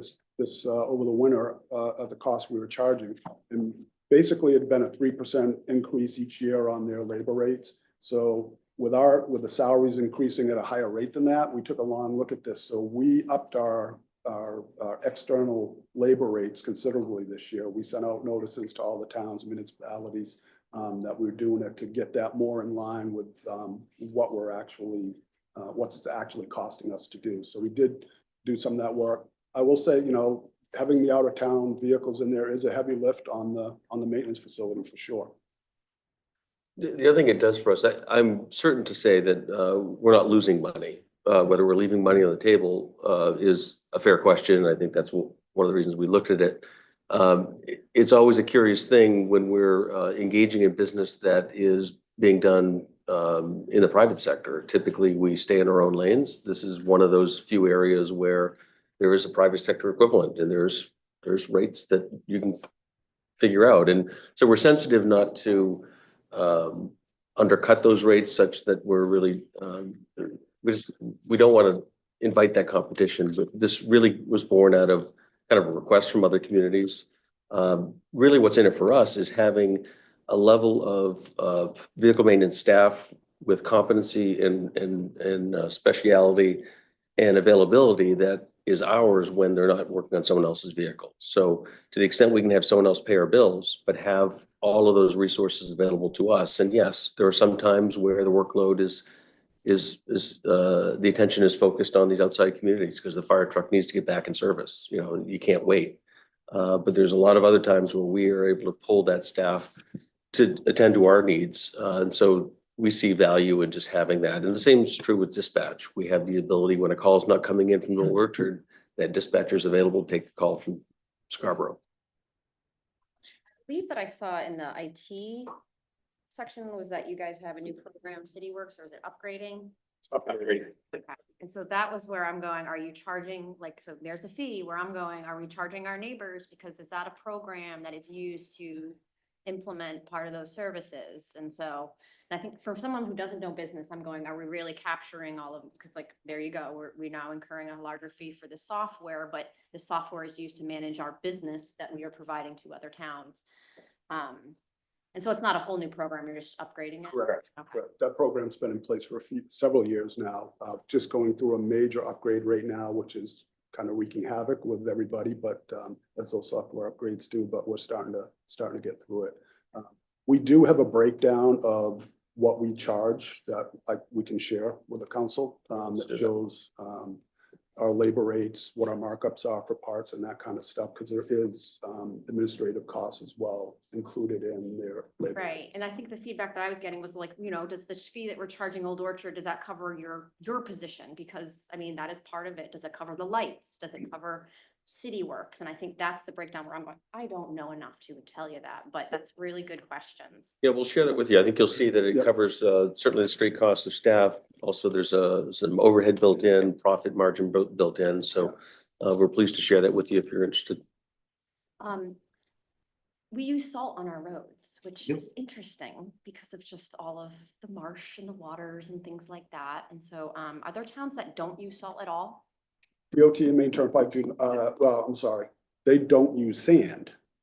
They only use They salt. only use salt. DOT and Main Turnpike just sold their whole sand pile off. They're using strictly salt now. DOT is asking municipalities to move away from sand and use all salt. And that's better for the environment?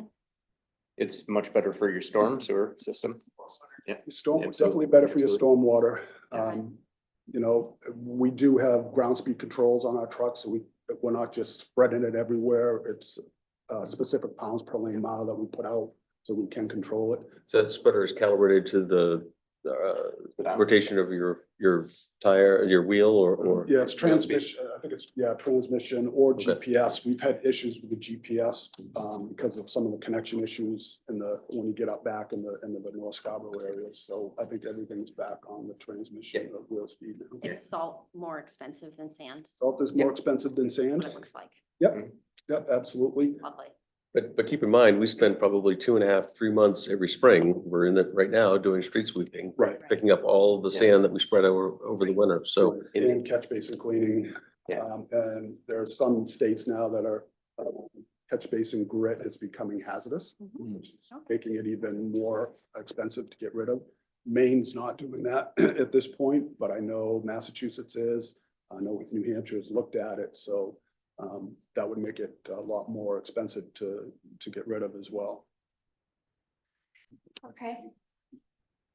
What's the impact, is the idea that the oceans have salt in them and ultimately all this ends up in the ocean? What's the environmental impact of using salt to wetlands?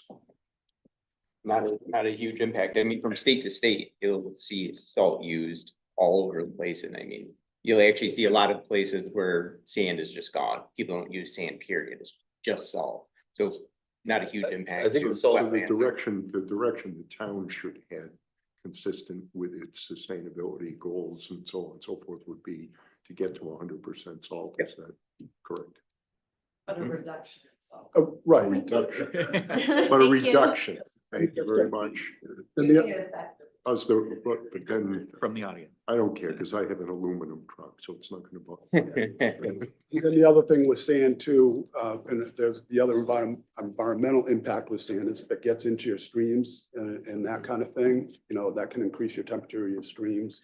So there's an harder or a much more severe environmental impact with the sand we're using. I think the environmental concern, I'm way over my skis on this, but the chlorides and salt, it has more to do with freshwater systems than saltwater systems, which, you know, all of our roadways, almost all of them have open ditch line and are running some level of fresh water, if only through drainage, but other times it's a water course.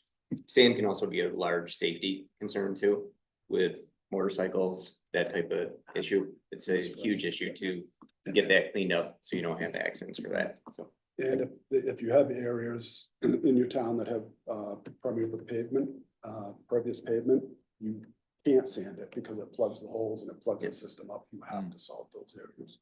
The final thing with sand, when you're sweeping it up or handling it once in a dry condition, the silica, you know, the airborne, there's some health hazards associated with that as well. But I just wanted to comment on, because I've heard about is it green burials? So, you know, I am the chair of ordinance, and that is a very environmentally friendly thing. If you think that's something that people want to move forward, I feel like that would be something that would be supportive. Because I know resident has reached out to me already about that, and if it's something you guys are exploring, I think you should continue to do that. Excellent. Can you explain what that is? You alluded to it, but I didn't know.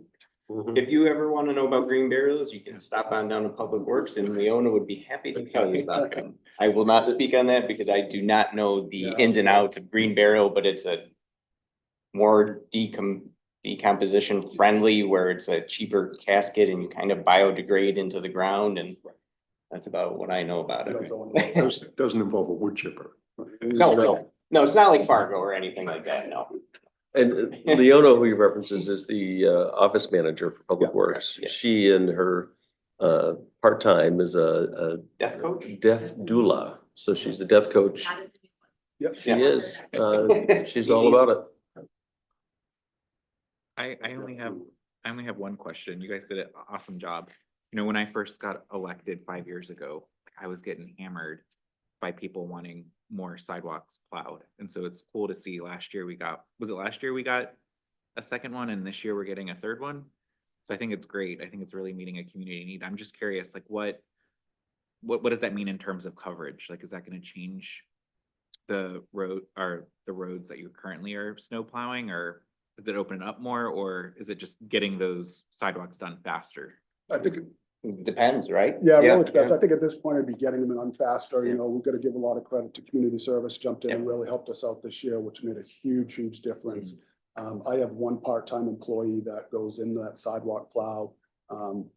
He does not work overnight. He'll come in early in the morning and get them done. So this has been, having them help has been huge. So as far as, you know, I'm kind of waiting and working with Angela on the transportation plan to see where, you know, sidewalks are gonna be built to make better connections. But as we get Route 1 more connected, that's gonna take more time. So I think over the years, you know, a third sidewalk plow is gonna be instrumental. For this plan, I'd love there to be a component that identifies priority sidewalks for winter maintenance. We'll never be in a capacity to remove snow from all of our sidewalks in subdivisions and such. Are you referencing Angela's plan, or not, Autumn's plan? Yeah, I believe that probably should be part of that conversation, and part of that plan. We've developed one that was, you know, based initially on school routes, and then it's kind of expanded based on logical connectivity, increased capacity. Historically, sidewalks were an afterthought. The guys would plow the streets, and one of the brave souls would be willing to stay longer and get on the sidewalks, but it always happened after the snow, you know, stopped and the streets were open, which was a day or two after. And now with equipment and with dedicated staff, it's not uncommon to have the sidewalk machine working at the same time the plows are. So we're kind of hitting them at the same time. Yep. Knock on wood, we'll be fully staffed next winter and we'll have bodies to put in there. Is this how long has it been since you guys have been fully staffed? prior to you being there, right? Prior than, yeah, it's Yeah. been probably since. Never. 2020. In my tenure, I don't think Yeah, we've ever never been full fully staffed. So. Yeah, we're almost fully staffed. Yeah. We're we've still done down one. well. We did request 2 positions in the budget that I just want to make sure Mhm. you're aware of. One was another maintenance worker and one was a parks assistant. And what we're looking, even potentially making that a combined position. Our parts room is really getting overwhelmed. We have over 400 pieces of equipment, both light, heavy and small. That one person is dealing with every part that comes through there, checking it in, Page receiving it. 138. And we've been working through, trying to get some help in the parts room. We put some, employees in off and on to give them the help, to give them a hand. But if they're only in there a couple of weeks, that takes 2 weeks of training just to get up to speed, and then they go, back into the crew and then come back in. So, that was one that, I think there's a real need for, that we could make work as far as, helping out in the park room and then helping in the winter time, when needed. I just want to chime in that the justification for the parts room position seems to be omitted from your book. We can follow up and provide that. But obviously the position that is included in your book is for simply another essentially plow truck driver, which again is a level of staffing that I do not believe has increased in likely decades. And again, we're getting by with all of the new roads and facilities by contracting out some routes and also being really reliant on part-time staffing, many of whom are actually retirees that previously worked here who have agreed to come back, but that's not going to be forever. So we certainly will follow up and provide the justification for the parts room position. And just to echo Doug's comments, there is a potential to have that come in as a combined position where in the winter season, they're out on the road maintaining a route. But then the rest of the year, they really look forward to support the parts room component. I guess for my part, the reason it's not in the proposed budget is really I'm interested in getting to full staff and seeing what that looks like. But I would be the first to be here advocating for additional resources for Public Works. They are the canary in the coal mine. They're the easiest one to look at growth over several decades. Just look at lane miles that they're now additional roads to plow. That's just a simple metric, but an obvious one in terms of their workload has increased exponentially. Part of the way we manage that, is I alluded to earlier, is that we're really a maintenance shop. We're not building stuff like we used to. There might be an occasional sewer extension, storm drain project, and I think it's good to probably give the crews a project or two a year within their capacity, just to feel some sense of accomplishment. But more often than not, we're really maintenance, whether it's maintaining the roads or sweeping the streets or picking up trash on the side of them. Great. Any other questions? No? Not a long one, a thought, with respect to sidewalk plowing and that sort of thing. But I had this wild thought about sort of volunteers who are trained to use certain pieces of equipment and so forth. And I thought initially, well, how stupid was that?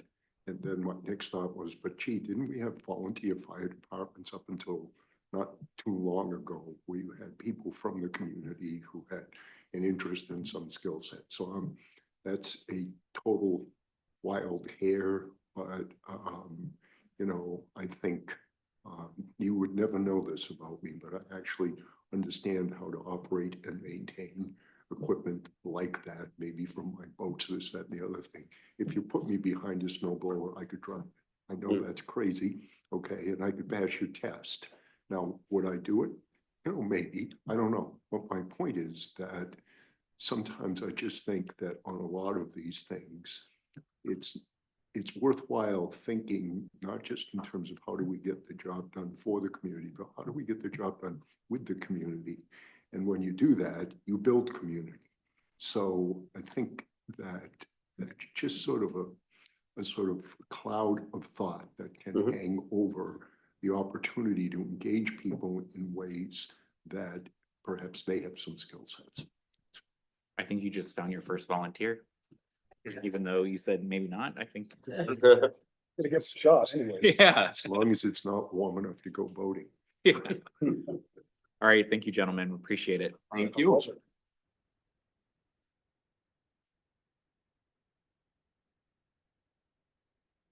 right, next up is Norm.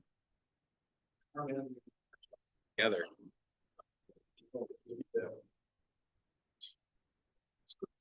We're gonna be done early. Yeah. Thank you.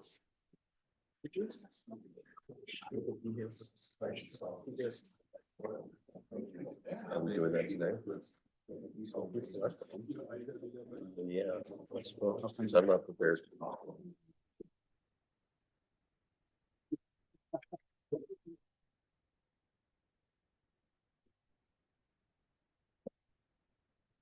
We've been nice to everyone. So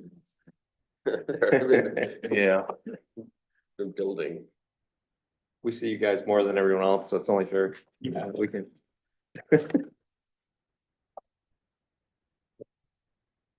Just for the record, these two gentlemen, not at my request or direction, choose to be at your council meetings.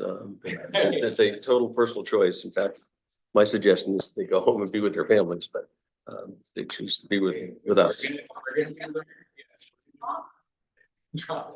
Yeah. For Wednesday night TV show. Season 2, but it's live, so you don't know what's gonna happen. Exactly. Sometimes, yeah, Yeah. 10 o'clock, we need to motion to do You business. just need the immunity item and then.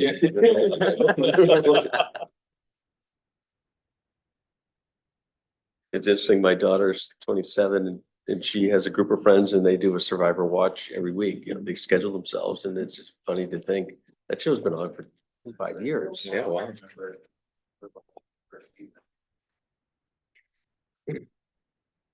all right. Welcome, guys. Let's just jump right in. Well, thank you for having us.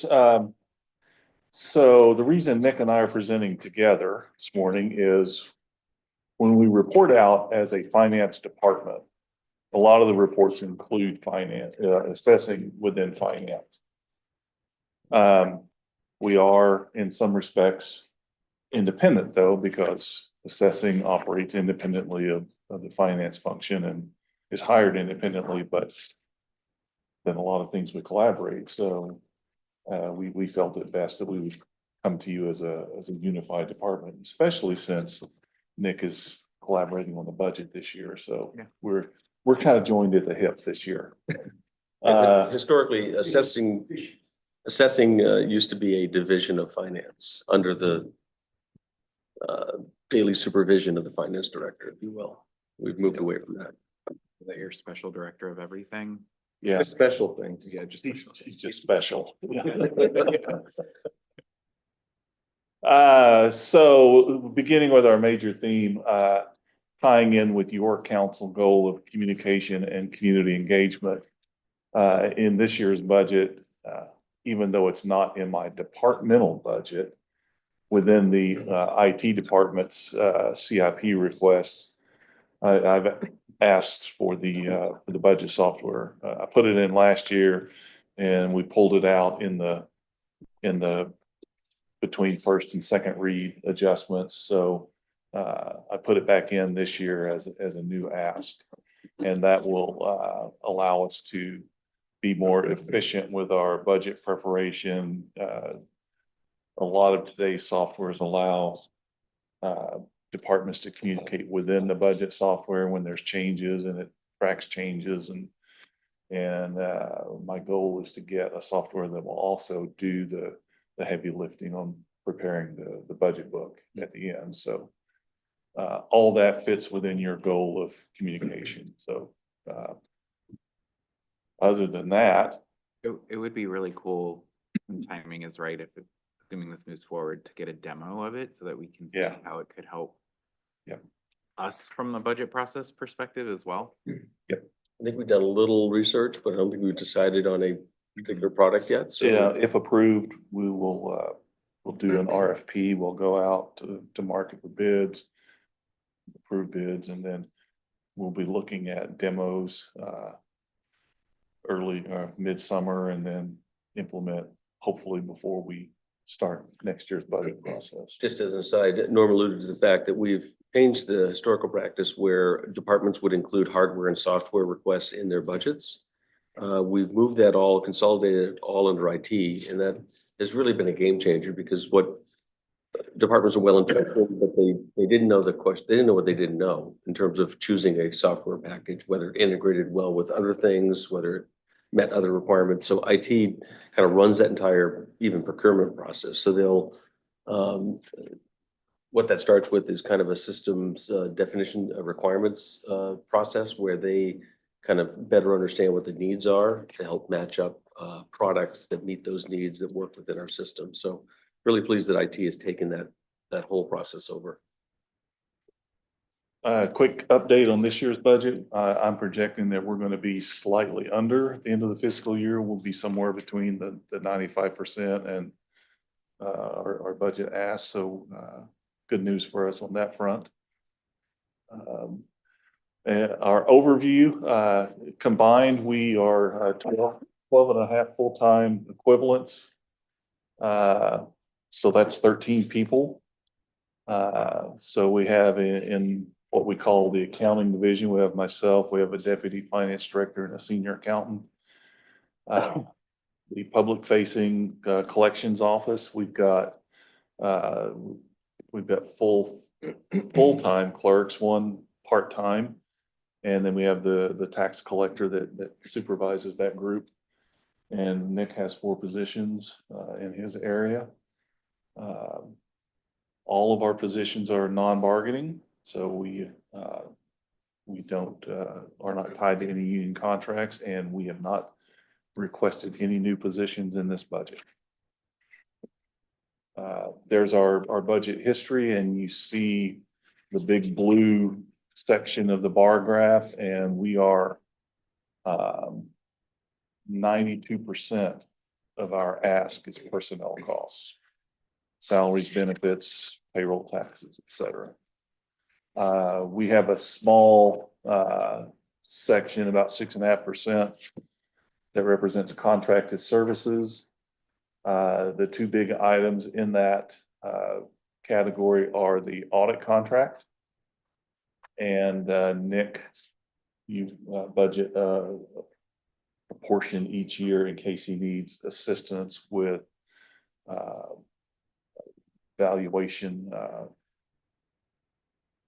challenges. Correct. And usually we don't need it, which is a good thing. So I keep reducing the amount every year, but I keep some in there in case, because it is always a possibility.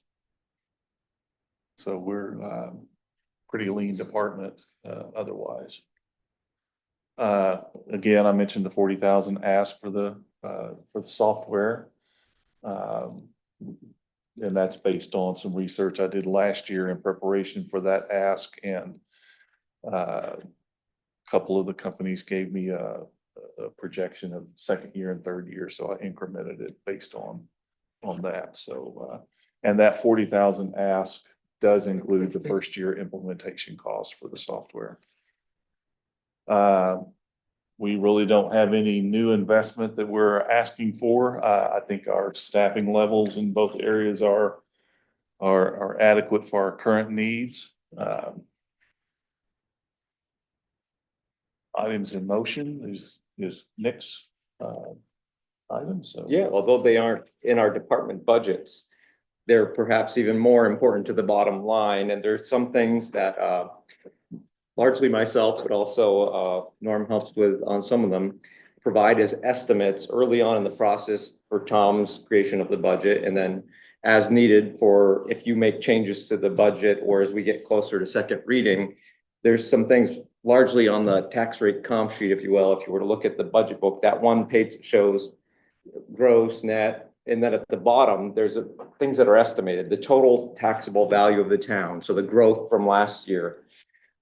That's the biggest one. There's also some reimbursements or the TIFs, the revenues from those districts. Those are all estimates that I'm able to provide. And I base those on knowledge of the permits in the pipeline that haven't all been actualized, but I can input some of that into my database and into Excel spreadsheets to try to figure out not just ballpark, like what was it last year, but a little bit more fine tuned. If I know, oh, there's this many apartment buildings on Muzzy Road, there's 2 hotels coming to town, factor those in, all the single family homes coming in to try to be a little bit more accurate, not just ballpark. And there is a council policy to get at that ballpark figure, and usually we give you both, but there's no council policy for what to do the year after a revaluation. So it's just my estimate this year. Historically, in retrospect, I've been more conservative than the council policy. I think that's why the council policy is what it is. It's 90% of the prior year's growth, unless it's a revaluation year. And my estimates have come closer to 80, 85%. And that's just me being cautious about not knowing what I don't know yet, because my field work, both myself and the deputy assessor, actually inputting all the new construction in the system takes months. And we can't begin it till March. We do some of it, like if a new home has a certificate of occupancy, we go to that inspection, but like the things that are halfway done, we're not allowed. We have to measure it as of April 1st, more or less. So we start very heavy in March and go through April, and then we input it April, May, June. So it's not done yet, but we get more refined data as we go on. So that's all to say that numbers for the estimated increase in town value, if you look at the tax rate comp sheet, it's 135 million of new value projected. And that includes some reductions. You know, for example, you might not think as much about value going down, just going up. But some people that weren't exempt last year have applied for exempt status and they're eligible. Like Maine Medical Facility continues to acquire properties, or South Portland Housing, certain things like that. Some are, some aren't. So new people come on the exemption rolls, or a house burns down that's worth a lot of money. It's goes both directions, but largely up each year. And that represents approximately 1.75 or 1.79 increase over last year, which is kind of squarely within what we might expect. The policy for the debt modeling is 2% for the next few years, and then 1.5% increase. So I think even though we've experienced almost 3% in some previous years, it's slowing down slightly, but still quite high. Other towns never even get 1%. You know, we're quite high still. And I'm happy to revisit any of these if you wish, you know, to provide an updated estimate if you think it would be applicable, but I don't think they would change much. They would change slightly in either direction. And then the last one of the overlay, last year, it was set at $500,000. Because of the revaluation, you expect a lot of potential abatements, especially large commercial properties, which can rack up tens of thousands of dollars refunds per property if they're successful. I'm happy to say that the appeal period is over and there's only one more outstanding that still could apply for abatement. They got in before the deadline and I'm working with them. And it's, you know, at worst, the exposure is maybe 10 or 20,000. And so far we've only expended less than 100,000 of that 500,000. So that's all to say the net would be 400,000 that we didn't have to spend that could go to the fund balance unless there's, you know, other things going on with the rest of the budget, but we usually underspend on that as well. So that's been, you know, one area of focus where we can continue to grow the fund balance to meet our goal for that. But also the overlay has been reduced to 200,000, which is more of a normative year, not a revaluation year, which is a blip on the high end. Do you feel like that's even high, knowing that we had $100,000 only in a big reval year where a lot of things changed? It's certainly one way to look at it, and it could be moved down. I would say that it's never wise to go so low that you can't afford it if things come up. Like sometimes a big property owner would, you know, sits on their thought, maybe we're overvalued, because they have to hire very specialized appraisers and then they don't get back to me till the year after. So there's that possibility. But I think the success of only having less than 100,000 of appeals, and I can give you that exact number at a later date, is because we got the preliminary values out so early that I met with 400 owners plus before the tax commitment, so we didn't have to give them their money back. We just charged them less to begin with, appropriately so. So that could go down, but not less than 100,000, for example. Nick, I'm sorry, did you mention what you're using, what you've advised for purposes of tax rate calculation or dollar amount of valuation growth? Is it 135? 135 million, yep. We're just in the business this time of year of focusing on tax rate and that calculation certainly that's the final component that has a bearing on the tax rate. And one thing I'll note about those estimates, although the taxable value doesn't have any fluctuation based on what you all decide for the budget, some other things do. TIFs and reimbursements from the state do because they're dependent on the eventual tax rate. That's one of the multipliers in those equations.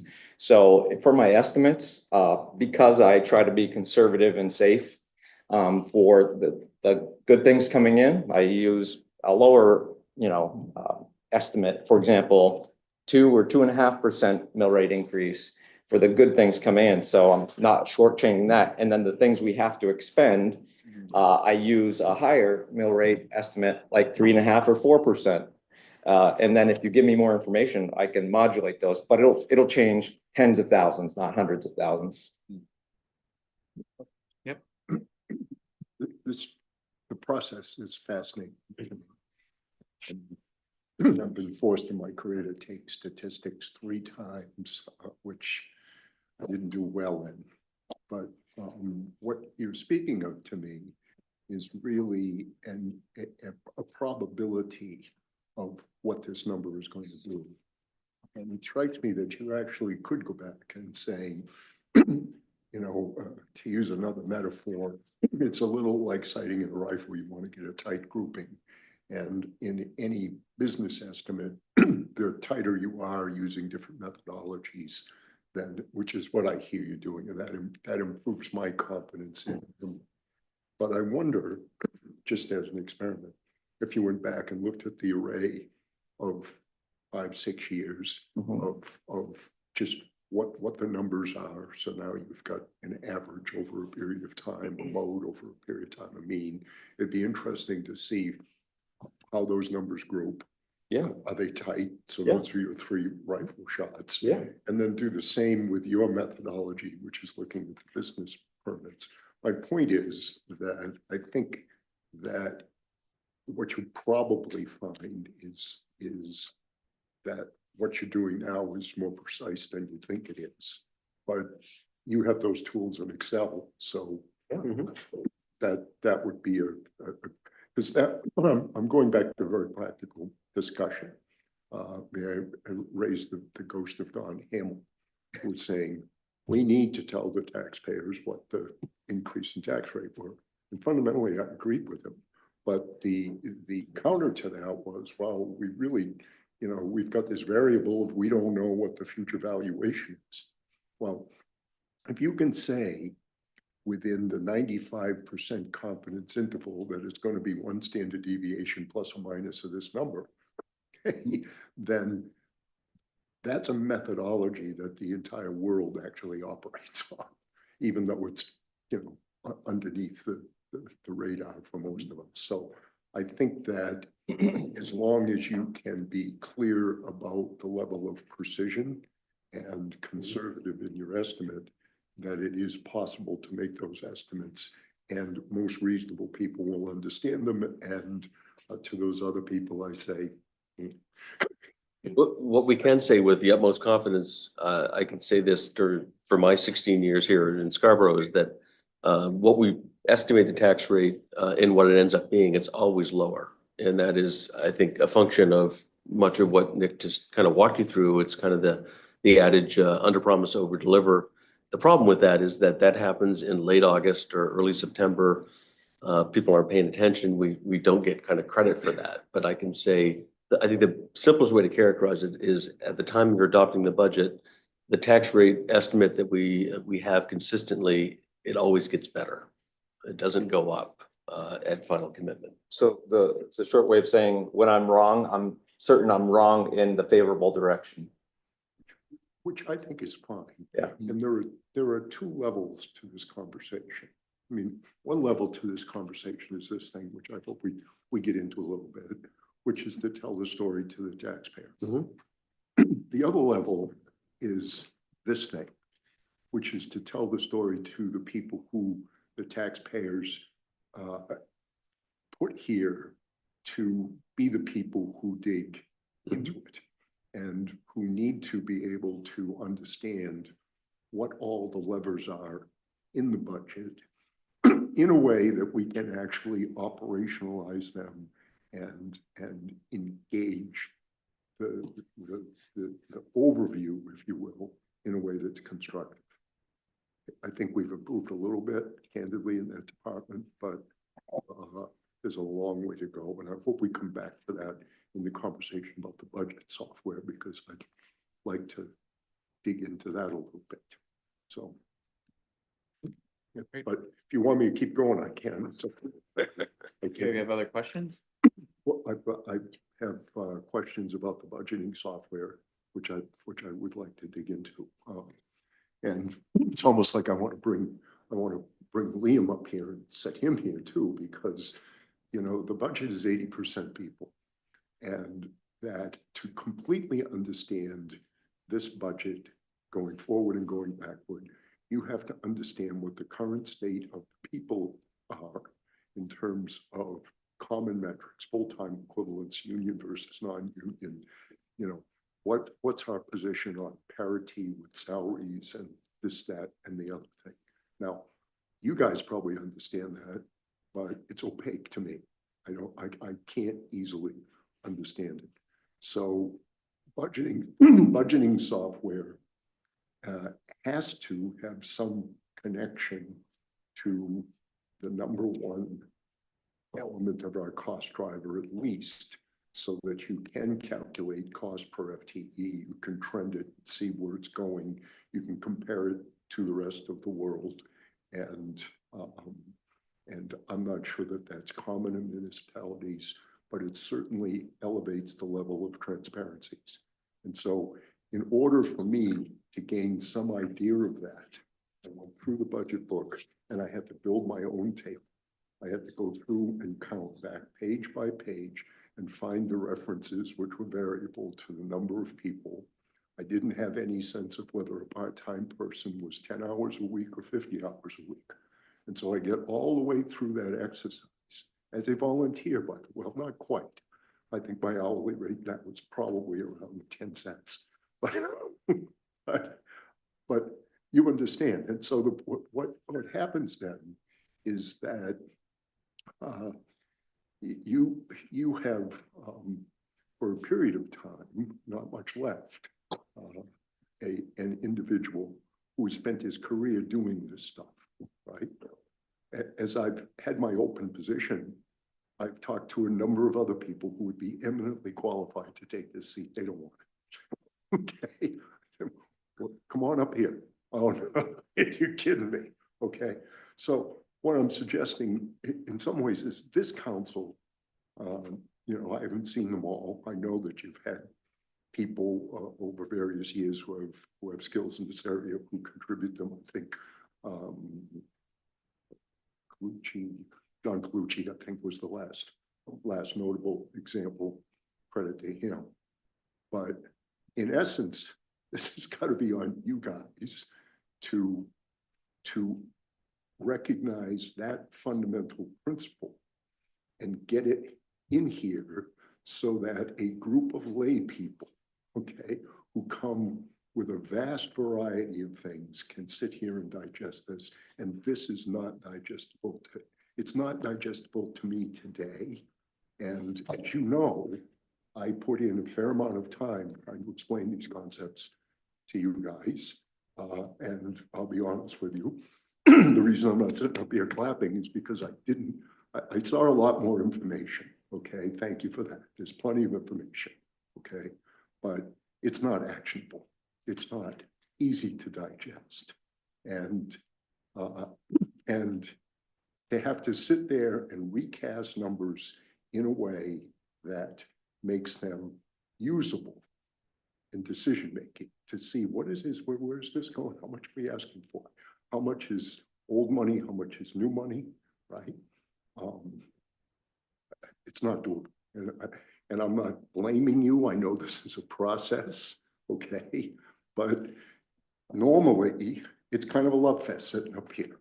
You guys get a lot of terrific feedback about good things, and it's well-deserved feedback because you do it right 98% of the time. If this is your review for me, this is a major area that needs improvement, okay? And I hope as a taxpayer going forward, I'll see it, and I will offer, hey, I'm not going away. I'm still going to live at River Pines Drive. I still will, until, you know, some disease of the brain gets me, I'll still know all this stuff, okay? And so the real question will be, does this town want to take advantage of that type of knowledge or hire a consultant to do it, okay? But it is important going forward, particularly as our economic picture is going to get tighter and tighter and our demographics are going to change. So that, when you talk about the budget software, the notion to me of beginning with the IT people, I can't tell you how many big software implementations I've done, probably 10 over my career. And I never started with the IT people. I started with the end users. I started with a vision of what information I wanted to get from the system. I started with design criteria from the people in the operating room, the people in the front desk, the people over here. And then we gave it to the IT people and we said, now go out and find us some stuff that meets these specific criteria. If that's what we're doing, I think that's perfect. That's exactly what we're That's doing. exactly what we're doing. Okay, well, that's exactly how The it difference should. is IT is managing that to ensure that that system, that requirement definition process is done thoroughly. Well, okay, fine. And that makes perfect sense. Because in that case, then you can be clear in getting putting in a criteria that says we need a system that helps us develop a way to measure important metrics coming out of our various departments. And then it's just a question of going out into the world and saying, are there standard metrics? And oh, by the way, having internal benchmarks is not a bad thing, right? I mean, to say that, you know, I don't know how South Portland's doing, maybe they don't keep benchmarks, but we know year to year that our cost per FTE is going down on a per transaction basis, that type of thing. So anyway, as I said before, I've invested a fair amount of time in this. I think we got an approximation of it and it needs to get better. That's my general comment. Yeah. Other than that, I think your budget's great and I'm glad you, I think. Yeah, your budget's great. And I would just say, you know, 10 years doing budgeting at the federal level and then doing it in the private sector, like the theme is always continuous improvement. So to Don's point, you know, there's always room for improvement. And, you know, having been on the council for 5 years and seeing what we started with to seeing where we are today, I know that there's been leaps and bounds. And so I think a lot of what Don is suggesting, even in the private sector, is like next level complicated. I mentioned to him yesterday, we're going through the same exercise at work where we're trying to better link activity to investment outcomes to the bottom line. And that is just, you know, really difficult. And so I think it's great to have a goal to strive to get there. And I'm pleased with the progress that's been made this year. I gave you guys some feedback on things that I think maybe could, you know, that through all of these tools that we're using gives us some information that I think would be good to incorporate in the budget book. And again, I think that's the next step in terms of improvement. I'd love to see, you know, massive improvement, but that requires investment. And I think the incremental approach we've been taking over the past few years, I think has paid in dividends. It's also like municipal budgeting is different. It's hard. It's not the same. So, and you guys have different laws and rules that you have to follow. And there's certain things in our charter that you have to do that is in this budget book that again, makes it difficult for like a layman to probably go through and understand, but it's required. So I get there's a lot of pieces here, but again, I really appreciate the work that was done this year. I see improvements and, you know, your budget looks great too. So that's all I have to say. Is the budget software a request for this budget? It's in the IT section though. And Yeah, was yeah, there- Was yeah. there an explanation in the IT section? I'm struggling to find the, It will be in your CIP presentation. okay, and that's, I've looked through this and I wanted to make sure I didn't miss some sort of. Or did she put it in? No, it's in operating. Sorry. It's in Put it in operation, so no, there's no narrative that Okay, accompanies. and that's fine. I You just didn't wanted to make miss sure it. I wasn't Yeah, missing something. you didn't miss I know it was the same ask from last year. I know what it is. Yep. You know that. I just wanted to make sure I wasn't in it. No. Great job, guys. Always nice to see you at the meetings. I think one of the questions I have is we are working on that stormwater management thing. And so if we're gonna circle back around to finance, I think, and maybe you can correct me if I'm wrong, but I thought what might be helpful is to better understand how many tax exempt properties we have in town. I'm very curious about that. I don't know how we compare to maybe some of our neighbors. And then also, I don't know if it's possible to find out how many acres those tax exempt properties comprise. And I understand it's very loose and I don't know if that's a possibility. It is, I yeah. feel like that might be useful information to bring together so we can further understand, at least at a minimum, like, look at all these people who aren't currently contributing to this, because we explore Yeah. the stormwater management. Yeah, in conjunction with the dialogue about that, I could easily produce those results if given a heads up. Right, yeah, so I'm hoping eventually to be back on our agenda, and Yeah. I feel like that would be something that we would be able to. Okay. You just reminded me, I did have one question because I think, Norm, you in your quarterly report mentioned excise taxes are down. I think, so I'm just curious, what are we They're- assuming for excise taxes next year? Um, Are we taking, do you think it's a long-term trend to slow down? That we're assuming less? next Our year? increase this year was very minimal compared to what we increased last year, so. Mhm. Yeah, I mean, this is, excise tax has been this little juggernaut and, Yeah. I'm trying to put You my know, hands on. it's, well, I'll stall while he Please do. turns pages. That one's a hard one to project because, you know, generally prices go up, so you would anticipate a corresponding increase in excise taxes. But, you know, the wild card this year is the tariff talk. And how is that going to impact demand? Mhm. So if we're torpedoing demand with tariffs, yet those tariffs are inherently going to increase the price of the product, we need our economist. Maybe I should have put an economist in as a staff request. We need our economist to tell us what's our volume so we can more closely. So I was pretty conservative this year with the increase. The other factor is there's a direct correlation between population growth and excise tax. Typically, most households have a car or Mhm. several cars. You can see on page 54, projection for current year is about 7.75 million. I put the projection at 7.8. I felt as though that was within, I think we're gonna probably reach 7.8 by the end of this fiscal year or darn close to it. And then when you factor in, there are some potential anomalies with tariffs and other consumer confidence related issues that could come to bear. But honestly, this isn't, John, you mentioned it because it's always an important discussion point because it's proven time over year over year to outperform the prior year. Yeah.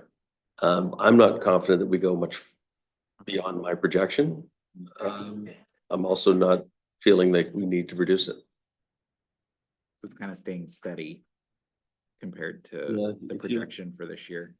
Yeah, I think if we did an analysis, budget to actual, our actual has always exceeded budget. Mhm. Even in years where we felt like we pushed it. Right. What I'll be reporting tomorrow night is we're 75% of the way through the year and we're at about 73% of our estimate on the revenue. So we're real tight on what we're collecting this year. Yeah, the irony is the tariff or threat of tariffs, it may actually benefit us in the fourth quarter of this year, that folks are, so I've heard, rushing out to buy new cars to see if they can get under the tent before that happens. So we may see a bumper experience over the next 2 months. Right, we've had that exact conversation in my household. Do we buy now or do we? Yeah. On that point, I'm assuming when we value the vehicle, so you have some kind of table of depreciation that you use, because I noticed that mine goes down not enough every year.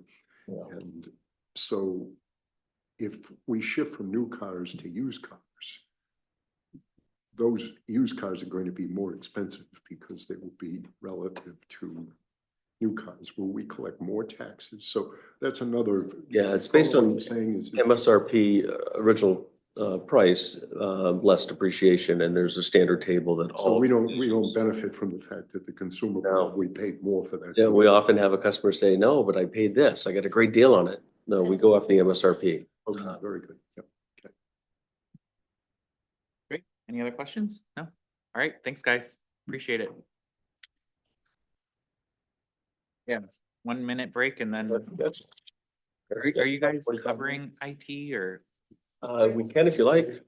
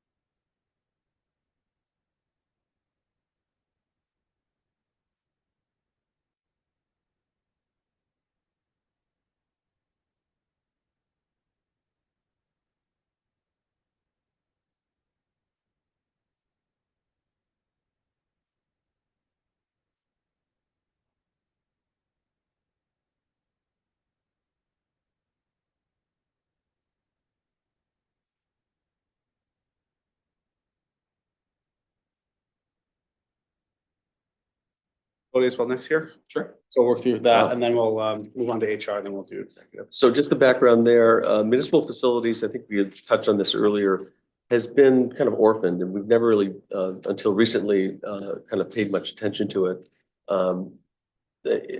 Each department would often carry their respective piece of facilities, the building that they reside in. And what we've done over time is to pull that out, and we've tucked it under executive for lack of a better place to put it, frankly. But I really see the next maturation of this is creating a separate facilities department. And I think that's where we need to get to.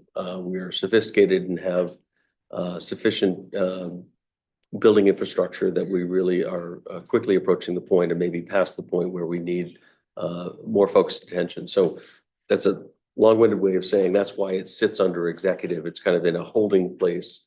And we now report all facilities in this division as opposed to individually in each department. Do you envision this in the future being more like IT, where it's a shared service between the school and the town?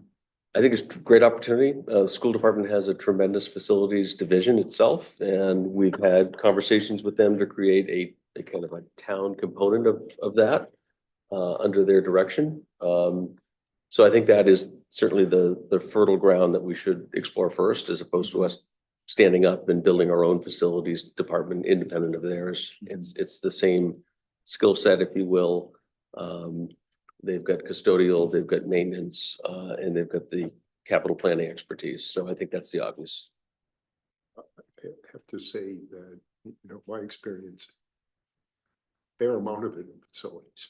I mean, the last practice I had at facilities, like 15 of them from Bangor to Presque Isle. And I had a guy, Jonathan, who took care of all of those things. I was absolutely amazed. At Martin's point, it was Stevie. And, you know, we had him from Portsmouth to Brunswick or wherever. And so from my experience, having, you know, again, they have people working for them, but having that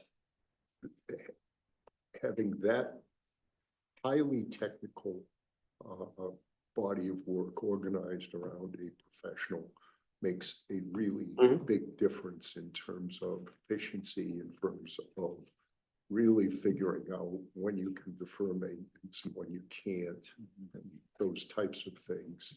And it becomes, I think, a tremendous resource to the CEO who's trying to noodle through that stuff. And I would say that given the proximity of the facilities and so forth, that unifying them would make tremendous sense, because there are big efficiencies to be gained in terms of letting contracts and that sort of thing. And the other is, I recall, you can get things done. So I had Stevie at Martin's point. I said, you know, I need 12,000 square feet of office space built out in Falmouth. How quickly can you get it done? He said, well, it depends on how many questions you want to ask us. So there are, I just fully support that, because I think it would save more money than it costs in the long term. And to that end, we do have a CIP request to conduct a facilities assessment, which is really establishing that baseline. And that's something we've talked about, and it's never really made the cut. 2 years. At least 2 years. But I found a way to propose it, and would like you to consider it this year. All right. Quickly, Tom, question. I just wonder, I'm not refuting the idea of needing facilities, but it might make sense to hire a pro first and then arm that pro with the resources they need to do the assessment and come back and report. Because when you hire that new person, you're here new, Nick. What's the first thing you do? You look under every rock, you ask a lot of questions, you go, you see what the current plan is, but you don't necessarily agree with it. And sometimes you turn up some stuff so. Yeah, it could work that way. I would seriously consider doing it the other way around, because that starts the new guy or gal strong out of the gate with some resources to do what what they should be inclined to do anyway. Yeah, my thinking was to really seed this conversation with the baseline data. And that in part will hopefully inform the sort of skill set that we could benefit from. Is it someone that's heavy experienced in kind of the capital planning and execution end of things? Is it more custodial or maintenance focused? So I thought that would be more helpful in informing the skill set of that person, if you will, or how we approach it. So. Sure. So I'll take it off the top. Our major investment theme here, it's largely representative, obviously, in our facilities, our maintenance, and any contractual services. Some notable accomplishments within the last year. We completed a phased project, 3 air handler units. There's a couple more years on that project with rather large investments dating back to the 1993, obviously, building of the units. We completed the chiller replacement as part of this as well. We seal coated and striped the back lot, and we'll have the front lot done this spring. And also the Honeywell House completed an overhaul and a facelift of that rental and historical landmark here in Scarborough. A couple of the challenges we faced, no longer a challenge, vacancy. It's a longstanding vacancy in a custodial maintenance position. We just filled that last week, as I stated yesterday, so that's great. We're full on our 4 FTEs. If I could just, I was reminded last night, it's not just custodial. Yes, we need the place cleaned. And just the traffic we had here yesterday, we had shellfish lottery, we had budget, we had meetings all day. Just the wear and tear in this building is notable. I was here till about 9:30 last night with the school building committee. And we had to break the facility down and, Dan works till 9 and here we are at 9:30. So it's the meeting setup and that's a daily grind in and of itself. So we're able to marshal some forces and help him out to get him home. But that doesn't ever stop. And it only gets greater, frankly. Yeah, and just to maybe respond to some of the initial opening comments. I mean, we've been talking with Todd Jepson, the school department, about a possible relationship for probably 5 years now, and trying to work out what his capacity is, what his existing team is. I think that we really have kind of moved towards looking at we have sort of a custodial division within the municipal, but then the larger facilities, whether that's capital planning or maintenance, maybe perhaps falls under Todd and his existing team and infrastructure. I think there's still some interest in that. I think Todd was receptive to it to a point, but it's just really about understanding what that demand is going to be. I agree with Dawn, a kind of a building is a building is a building. And some of the other history going back is for a long time, we had our police chief managing his portion of the public safety building, the fire chief managing his portion of the public safety building. And I think that as we've grown and the demands have changed, we've really tried to make this conscious effort, and even the steps that we've taken to date is to remove those burdens from them, have it fall under one sort of custodial supervisor. There's some economies of scale that come with that, where you can move people around as you need to meet our facility demands. So, to Nick's point, I think we've been understaffed in this division for 4 years. You're hearing that theme a lot lately, whether it's police, whether it's fire, whether it's public works. We're finally filling vacancies that if they haven't been staffed during Tom's tenure, it's certainly been 5 years. I can definitively say that many of these positions and divisions have been down key staff, which means the existing supervisor we have for facilities on the municipal side has been oftentimes having to push a broom because we either can't fill a position or there's been a vacancy. So this is another area where there certainly is some capital planning needs. There's certainly some deferred maintenance, which is the issue we've had with Town Hall. We had to bring in a temporary chiller or air handling unit, which is pretty considerably expensive because we haven't done the maintenance to this 30-year-old facility. And people still walk in here and think it's brand new. And that's a credit, I think, to the quality of the construction more so than the maintenance we've been able to pursue. So all these things are kind of coming to a head in a big way. And so to everyone's point, I think that we do need to make some significant strides in the next few years to sort of level set and maintain the existing facilities. Excuse me, just from a process standpoint, it's the way that this works is that Tom, you figure out what your vision is, and then you go talk to Diane. You have a conversation, and then if you can reach some agreement, then you come back to your various boards and say, this is what we want to do. What vision of what? Well, if you said, for example, it's my vision that I want to combine facilities for the town and school. That you'd have to talk to Diane, your counterpart at the school, assuming that you two agreed, then you come up with a plan which you tell the school board and the council, we both agree on this, we'd like you to support it. Is that sort of the way? Yeah, and more often than not, it would show itself through a budget request of one sort or another. But yes, that's exactly it. I haven't had the occasion to actually have this conversation with Diane. It predated her, frankly. And we just need to finally bring it to a head. Superintendents, yeah. Yeah, it's 3 superintendents ago, Liam reminds me.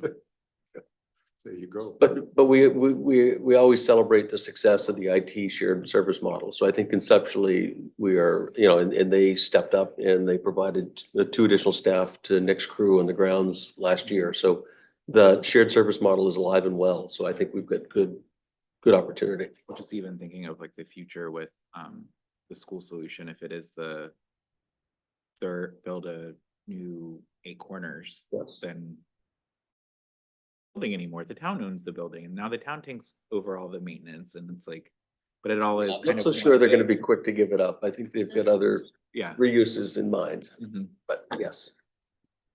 Ready to go? Move forward? Sure, we can go to the next slide. I think we've discussed it already, and just in terms of an overview, it's 4 full-time positions. It's 1 maintenance tech for all of our buildings, and 3 building services workers that toggle various tasks throughout all of our buildings. And those buildings include Town Hall, Public Safety, Oak Hill, our storage units, the hub, and seem to be increasing by day. So that's kind of a general overview of the department itself. As with, it seems, the other budgets, the cost drivers is the personnel cost. The increases here is roughly 80,000 as an overall in our expenditures this year. And of that, it's primarily from salary and benefits. There's very minimal increases in expenditure lines of maintenance and contractual, but that puts the total together of where our cost drivers are. This is just a history slide. We're very in line with the past 3 budgets. Very minimal changes, both from an expenditure and a revenue standpoint. And it's just the cost of personnel essentially. I'm not sure if you want to walk through all of the capital improvement plan projects, but they are listed here in terms of equipment. The facilities maintenance truck, we don't have a truck for this team. They currently use their personal vehicles if they're transporting things or trucks across things across town. The facility assessment also fell into major projects. It's the continued piece with air handling projects, parking lot sidewalk renovation.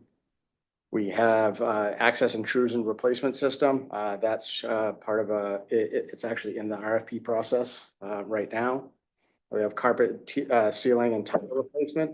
That's here within council chambers. Just long-term maintenance catching up to us. Safety renovations for town clerk's office. I think that's an important one. There was an security assessment recently that took place. And it's an improvement that we need to make. And they're also growing out of their current space. They need to expand. Just the air handling, as Liam alluded to, I don't know, I don't think it's quite 30 years. It's certainly 25 years that this building is. And so it's not surprising the original systems, the air handlers, the chiller, all of those are aging out. And I think we have a total of 12 in this building, most of which are tucked above the ceiling tile, which is not the ideal application with aging systems and leakage. And so we have been cannibalizing storage space, bringing these units out of the ceiling and putting them, in fact, the one that came out of the control room here is now put back in this back corner of closet. And we'll be doing the same in my office or outside of my office. So these are not cheap. They're several $100,000, but it's essential, obviously, and it's just time. when they built the building, the third floor ones are actually, they put the roof on after. And so what that requires is, to Tom's point, we've actually had to cannibalize usable office space. The former superintendent's office is now a room that has a unit in it. So the need for space grows. We're actually losing it by virtue of how it was designed. And then it's being, kind of chopped up and parted out to bring it back through the ceiling, but we can't put it back in there, so. And then the two other projects that were on there were restroom renovations here. Original restrooms need tile maintenance, ceiling tiles, the whole nine. And then a rear parking lot and sidewalk renovation plan. This is for some ADA challenges and just tripping hazards throughout our walkways here. So that would assess that for us to make improvements here in the future. Just to hammer home one point, the town clerk's office renovation, that was initially flagged as a Department of Homeland Security audit around voter. Right, security for voting purposes. And it was subsequently flagged by the Department of Labor during just a general safety consultation where they said, just from a sort of robbery standpoint, you really should have some barriers there. So kind of two different agencies suggested there should be some office And just the renovations. proximity of that office, it's literally 2 steps from the front door. If you notice in the revenue collection office, there is a very well done, separation that was actually enhanced during COVID with more barriers. We accomplished a project 2 years ago down in planning and codes. I would characterize what we envisioned for the clerk's office much more aesthetically in keeping with the code.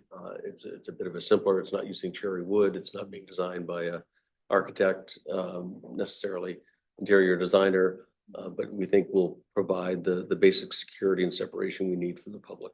Yeah, Tom showed me that last week, so if you guys haven't seen it, downstairs in the planning and codes department, how they set stuff up, because that was something we approved a couple years Yep. ago. Yep. And so just if you want context of like what they're thinking in there, it just to see it in real life, I think helps. 40 in. Yeah, I think we have a $40,000 budget. It's really not much. If anyone's contemplated home renovations lately, shockingly, 40 grand doesn't take you very far. Yeah, it's pine, not cherry.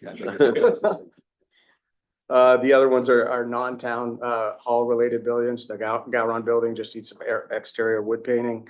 And then from the public safety standpoint, boiler room ventilation system, how it was constructed, it just has improper ventilation and it gets excessively hot in there. So they need to do some changes there.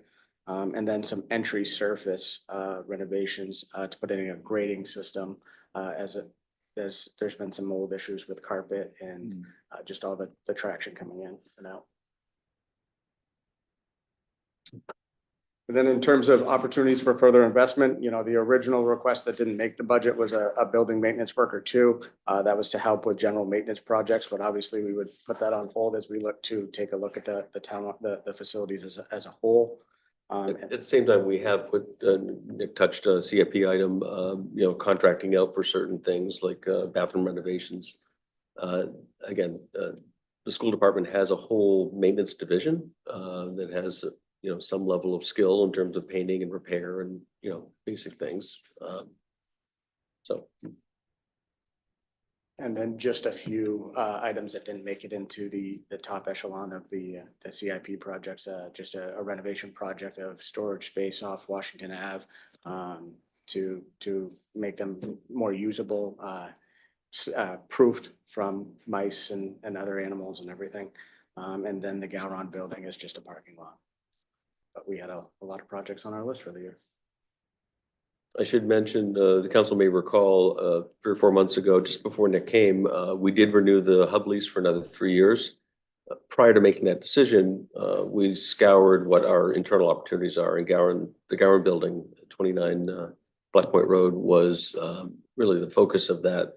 The community services staff did a very thorough evaluation of how it would meet their needs and decided that it really, though it could meet basic administrative needs, it really doesn't provide any program utility. And we have a very consistent tenant with Gowron Turgeon. And so at this point, we've decided to kind of continue down that path, which means we need to continue to invest in the facility to make sure it's leasable, if you will. And having an architect as your tenant, they They know to point. they things tend to out. point out things that need attention. Great. Any questions for Nick Arlene on municipal buildings?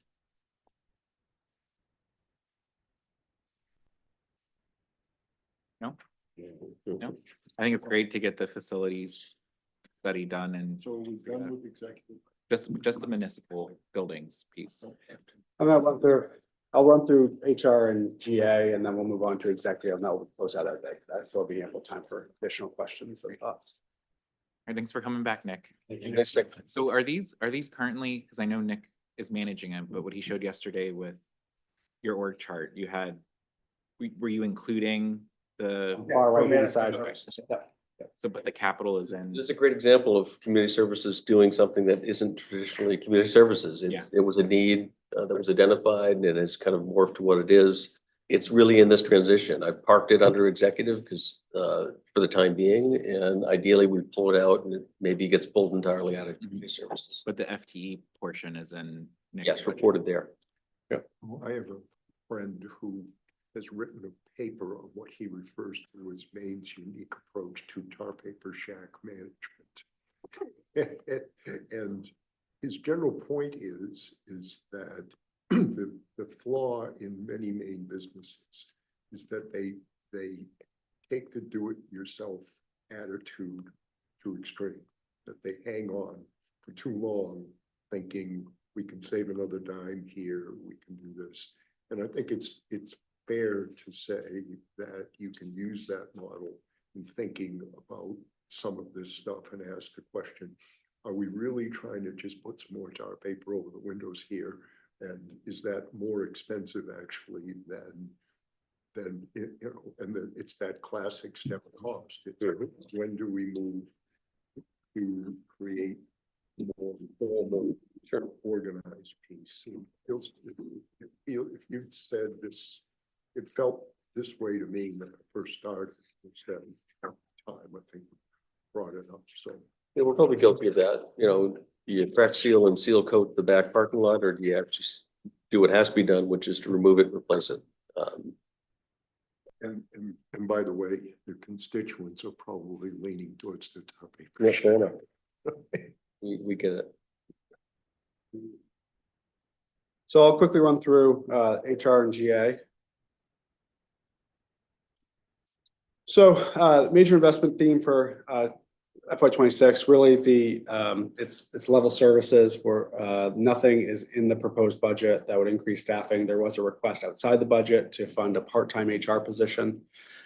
General assistance, just for some additional background, general assistance was up until really COVID was a very part-time position. We employed another GA director from another community on a sort of a part-time basis. And then when they had to step away, we temporarily moved to contracted GA through the Opportunity Alliance. And really realized that the demands, given all the, again, a lot of the hotel motel issues we were having in town, the demand for general assistance post-pandemic, we really felt like there's a need for a full-time position. So I believe 2 budget years ago, we funded a full-time position. It was actually the individual who had been handling our contracted services. So that was a nice addition. But other than that, that seems to be going well. She's sufficiently busy and occupied. So that was a good investment. Just from a revenue point of view, there's a number of bills currently being discussed in Augusta. One seems to have gained some traction, which is to increase the reimbursement rate from 70% of GA cost to 90%, which would certainly be good news for us. City of Portland is the one really advocating for that because they are millions and millions and billions of dollars GA cost. We're projecting to come in within budget for both HR and GA. GA has had kind of an odd swing this year where they had a pretty significant uptick in housing assistance, which seems to have subsided. So what we'll get into is what we plan on FY26. Just an overview, HR, again, it looks a bit odd. We have 2.75 positions. So technically my position is funded 75% in HR, 25% in executive under the assistant town manager budget. And then in addition to myself, I have a deputy HR director who largely handles recruitment, onboarding, that's the safety, workers' comp, leave of absence administration. That's really her day to day. And she's very busy with all of that. And then we have a payroll coordinator who handles all the payroll for the municipal side of the house. One full-time general assistance administrator. And, you know, with regard to GA, I think everyone has a good appreciation at this point for what general assistance funds. It's the local social safety net. And a lot of those expenses are direct housing, food assistance, things like that.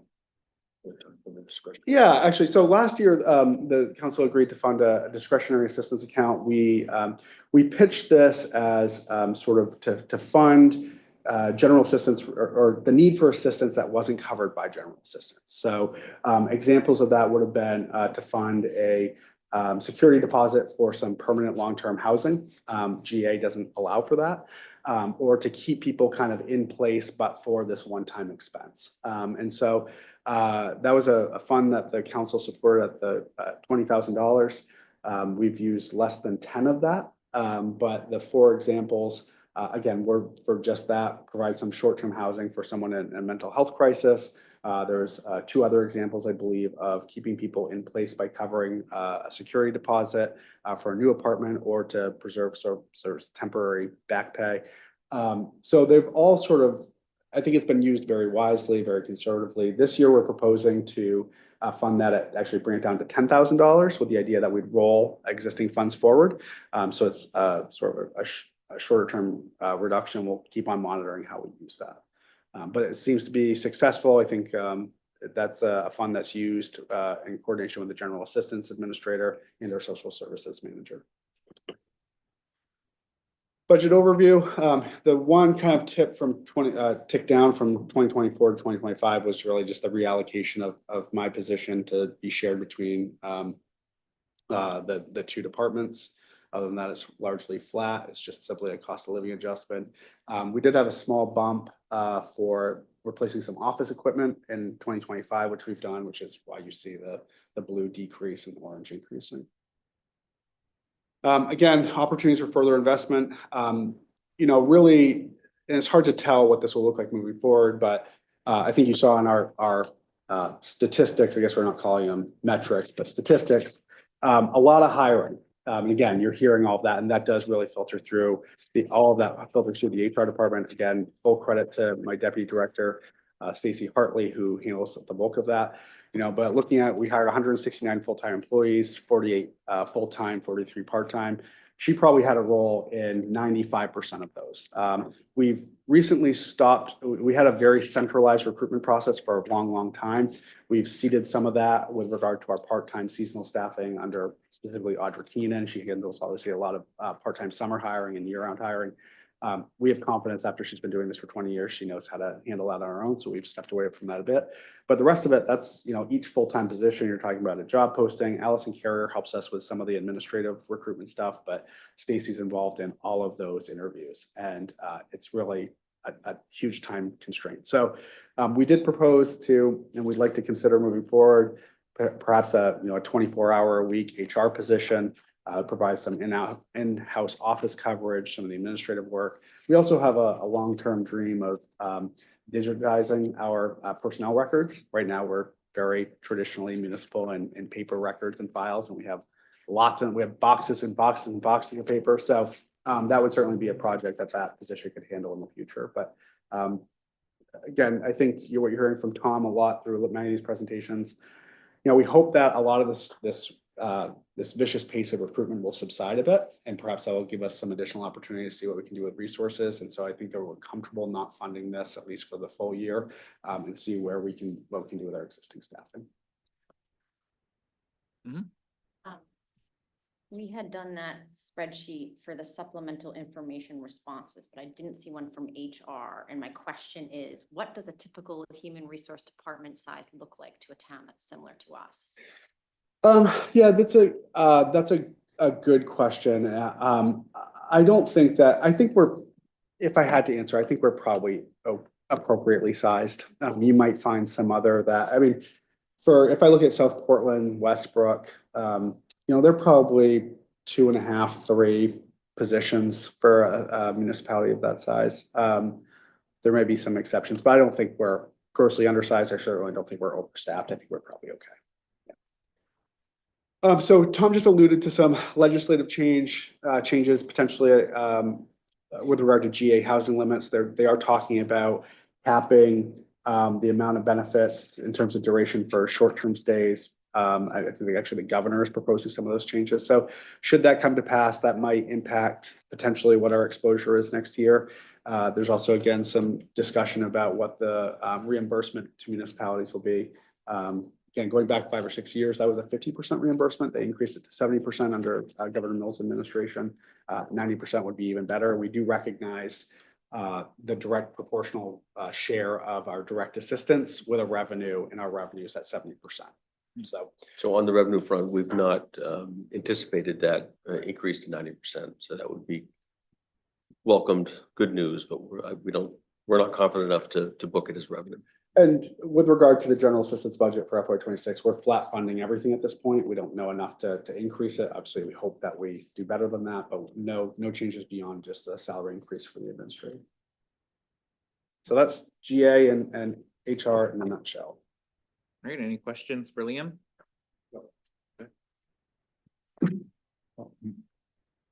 So I feel like I'm screaming here. I don't mean to scream. So let me preface what I'm saying by saying over my career, I've had a couple of human resource managers. I've gotten rid of a couple because they were a pain in my butt. You're actually the first one in my career that appears to demonstrate a significant confidence and is worth having around. So thank you. Okay. So I didn't want to just give you a hollow compliment. I just wanted to say that HR was not the first department I called when I wanted to get something done. So that's good. I could not figure out from the budget book how many employees we had. I asked Grok. Grok surveyed a whole bunch of records and came up with 145, which we know is low. So what I'm saying to you is that the guarded secret of how many employees we have is safe even for Elon, right? And it is incredibly important as a way of trending and so forth. And so I'm trying to think about how to position this. It feels to me like we could, if I take some of the numbers on this page and say 345 applications received. I don't know if that's good, bad, where it is, but I do know that if I had a table that showed me how many applications we received a year in relationship to how many open positions we had, and then if I'm, functioning like a board member, I could gain some sense of, my God, that's a ton of work. If I had a one-pager that just showed me by department how many people we had, how many part-times we had, how many full-time equivalents we had, really based on a 2,080-hour work year, then that would help me to understand easily what the human resource that if I understood what the turnover rate was, particularly in relationship to municipalities, where the general perception is that these are lifetime jobs. Okay. I don't know if that's true or not, but I think that is the general perception. And so when I look at this, and then I come back to the conversation that we had before about budgeting software, saying that the key criteria should be that this piece of software should be more akin to, I have 3 letters, ERP, Enterprise Resource Planning, okay, in which it's typically used in a manufacturing department, which helps them measure complicated things like work in process inventory and all of this stuff that you don't really care about. But my point is that in that entire configuration, there is an HR component that feeds in that helps develop information that allows people to budget and plan and estimate what the people cost is going to be in all of that. So in the big picture, I'm saying that the town needs to bring these components together and needs to develop a one-page, how many people, which department, how many FTEs, how many are union, how long is the union contract, how much, because when you look at this, say, I can't remember, it was 10:30 at night when you did a wonderful presentation, and God love you for being willing to take on that task, because I understand it's highly technical and also requires a fair amount of fortitude to do. But at 10:30 at night, I don't remember what the term of those contracts was.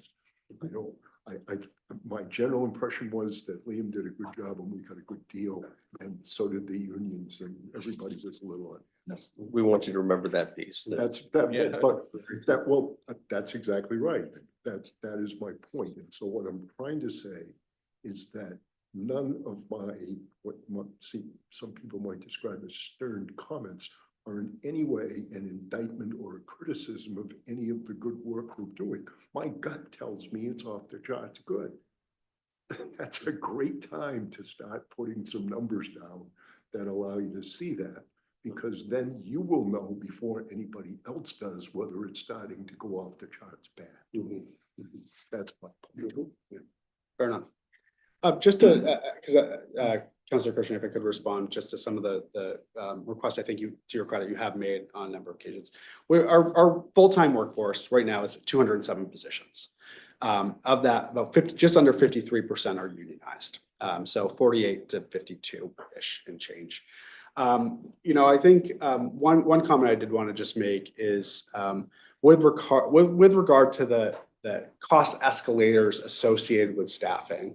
It certainly, and I think that last budget year, we got into this a little bit around, well, we have committed costs with contracts oftentimes, and then with non-union, well, there isn't that same level of requirement. And I think much to the credit of the manager and every council he's worked with, we've really tried to pursue a policy of equity across our bargaining and non-bargaining folks. So the cost escalators largely mirror one another with very few exceptions. And so, again, I think there certainly is the ability to look at those costs and suggest that one is fixed and contractual and one is not. I've always also been really, I think, critical is probably too strong of the characterization that union contracts, there's nothing we can do about them. I think Councillor Hamill, I know his name's already come up once, and I know his legacy looms large, but I always took the position we do have the ability to do stuff about that. Just because you have a contract that speculates or stipulates what those escalators are and what those wages are, doesn't require you to keep that same level of staffing. I mean, just because we have a contract that says you need to give the police department a 4% increase for cost of living adjustment, doesn't say that we're not bound by those staffing levels. We do have control over that budget. And so I think that everything, with regard to staffing is a choice by this council. We're not hamstrung by a union contract to commit certain amounts. If we want to maintain, of course, level services, then that makes that I think that calculation a little bit more difficult. But the other piece I just wanted to address, which I will follow up with you before the close of business today, is you've asked what a cost of an FTE is or full-time position all in across all of those groups. I have that information. I will prepare that to you and the rest of the committee this afternoon. Well, thank you. And so a couple of points. One, I believe that this council and councils past have been supportive of this notion of parity, that it doesn't make sense to me from the standpoint of fairness, which is a big deal to me, that one team should get more money because they happen to have an organizing unit and the other ones should be left out. I don't really think that works great across the desk where you have one union worker and one non-union worker working. So philosophically, I have no issue with that. And I don't have any debate about the fact that we have no control. My general issue, and I'm glad that you know the answers to those questions. In fact, I would expect that you would.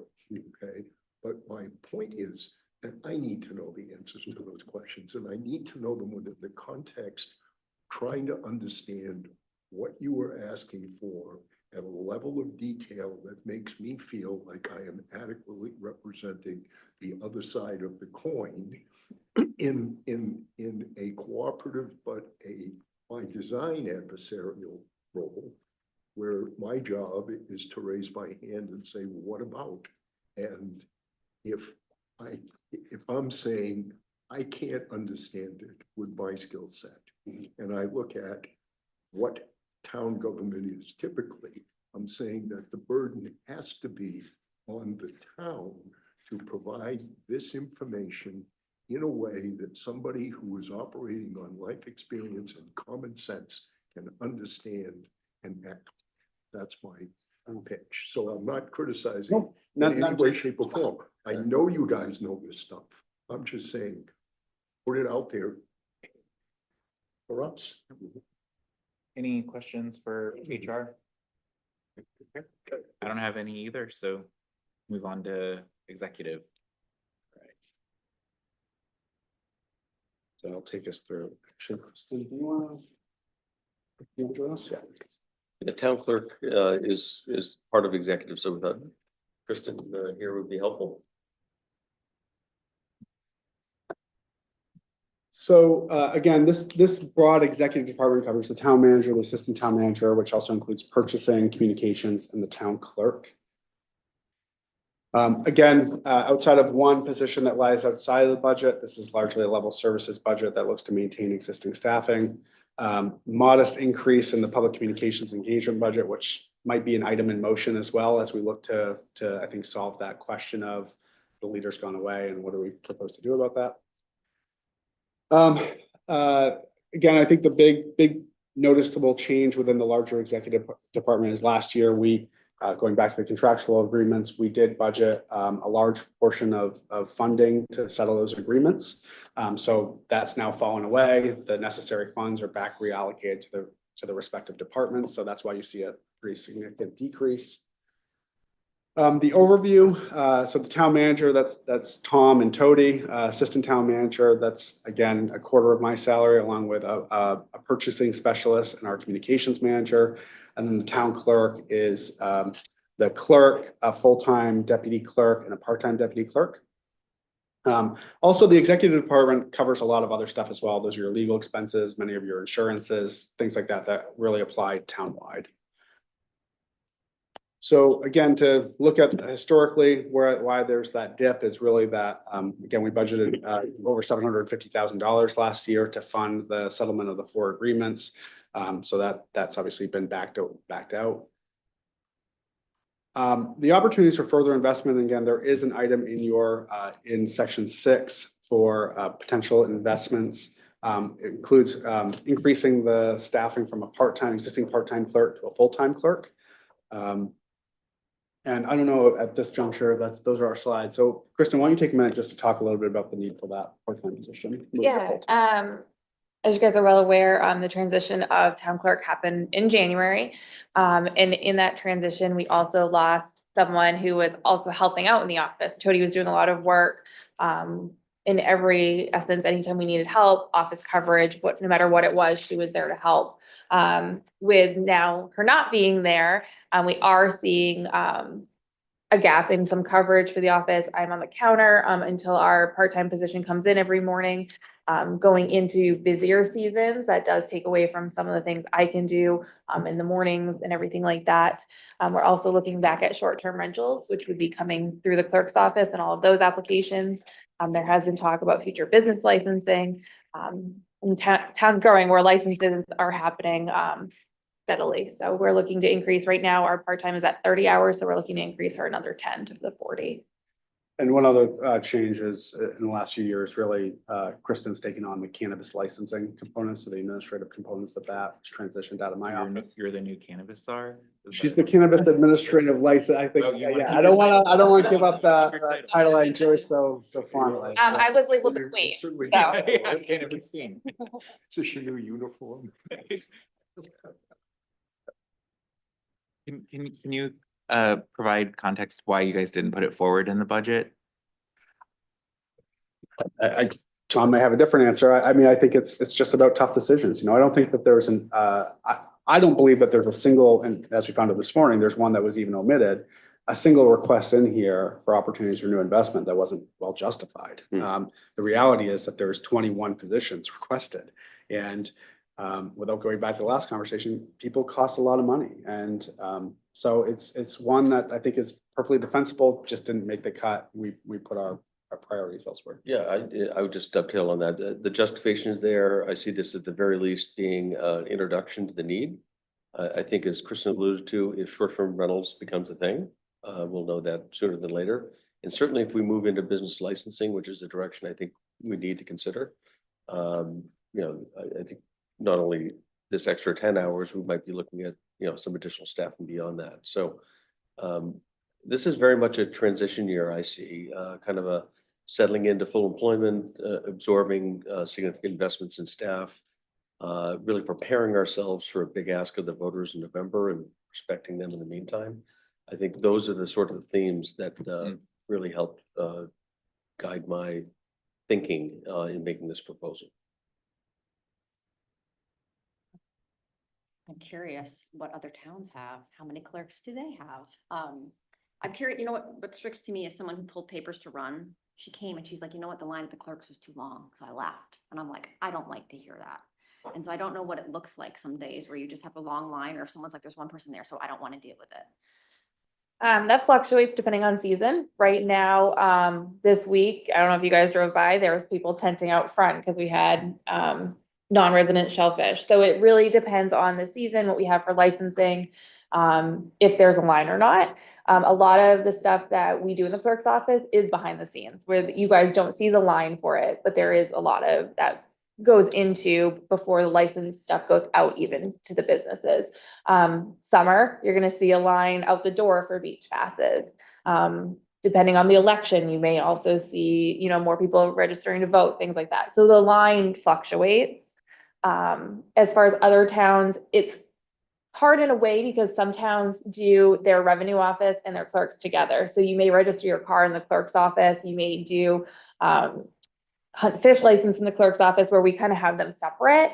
I know in South Portland, last I knew they had 3 full-time and a part-time. Biddeford, it has them combined, so you can't really, you know, make that. Westbrook has 3 full-time. Beyond that, I don't really know, but I can find We out. don't have 3. What was it? 2.5. We're 2.5. Yeah. And so again, I mean, when I think about the short-term rental ordinance that I really would like to go through, it seems like we would need more staff in your department as well to be able to support that. And I love the idea of business licensing. Doesn't other towns around us do that, correct? So Sure, fair enough. Yeah. Okay. Can you talk about the business licensing? Because I feel like that's the first time I've. It's been an ongoing conversation at the staff level. You know, SEDCO is involved in that because, you know, there's a cost associated with it. I think it's a matter of capacity and really having systems in place to track that, because my recollection is we have between estimated 1,100 to 1,200 licenses that we'd issue based on what we know so far.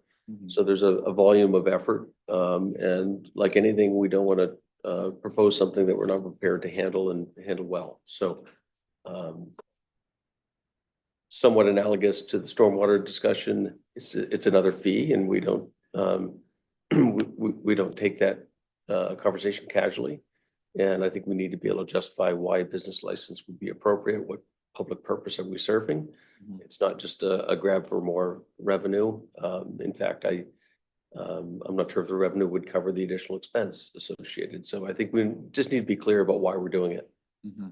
And I'd say we obviously have some business licensing now, right? I mean, we have certain licenses for your park, again, cannabis being probably chief among them. I mean, that's effectively a business license for one specific industry. And periodically we hear some pushback on that, that we're being treated differently than other establishments. And massage parlors and like, are those considered business Innkeeper, those are all functions of state law. Yeah. Innkeeper, victual, But food without a handler. fee, it's the taxpayers who are paying the cost of whatever the town is what they're incurring. I mean, if you're saying we can generate a fee out of business licenses, that means that there is work that's being done that the business is currently not paying for. Is that correct? So my understanding, and Tom, correct me if Okay. I'm wrong, is the business licensing would take effect for those businesses who don't currently have another license with the town. So those for innkeepers, food handlers, cannabis would not have additional licensing. It would be the ones that kind of fall in that neutral category. A question that I have about that generally, to your point about some public good. So I am a small business owner and I have a license with the city of South Portland to tow cars, and another one with it's specific because, you know, they want to make sure that the drivers are doing it. And, you know, I look at that and say, yeah, that's very reasonable. If they came in and said, I have to have a license, you know, now there's a question, because I have a towing license, would I need to have a license? Right, so, but then if I had an auto repair shop that didn't have a towing facility, then I would have to have a license. And then the question would be, how then, besides being a tax, I know that in order to keep my towing license, my drivers have to pass background checks, I have to have insurance, I have to do all of these kinds of things, which are good practice. But what would you tell me I have to do if I'm a business owner? And then I would have to sit there and wonder about the potential for losing my business license. And I'll give you a very real example of this. Arizona has business licenses. And when the border thing first started happening, Janet Napolitano said, well, here's a very simple thing we can do. He said, if you hire people who are undocumented, we're just going to take your business license. Now, the construction industry went completely wild over that, and it died. But the point was that that there's this, you know, thing, if you will, with no specific criteria, and that the only fair way to do it would be to get out the, you know, the SEC codes or whatever that is, and come up with a set of standards for virtually every industry in the town. We don't want to do that. So I guess I would say to think very seriously, if you want to just charge a tax to be in business in town, call it what it is and charge it. But I would steer away from the. Yeah, I think there'd be value in one, knowing where business activity is occurring in town. A license, as you allude to, is an opportunity every year to exact change. It's not about money. It's about if there are complaints that come from that establishment, we can hang the renewal of the license up as a way to get compliance. If there's other fees due and owing to the town, the taxes or personal property, it's another opportunity. This council has witnessed some, we typically do license renewals administratively, but when there's a problem, we're not afraid to force that to come before the public body. So there is a larger discussion around what the problems are. And you may well be getting a couple next month, frankly. So I think there is a purpose, public purpose served by license. In a perfect world, we collect a nominal fee to represent the costs incurred. And it's an opportunity for us to get compliance, whatever that might be. Speaking to collecting the fee, is there this clerk's position, there's no offsetting revenue that would go towards the position?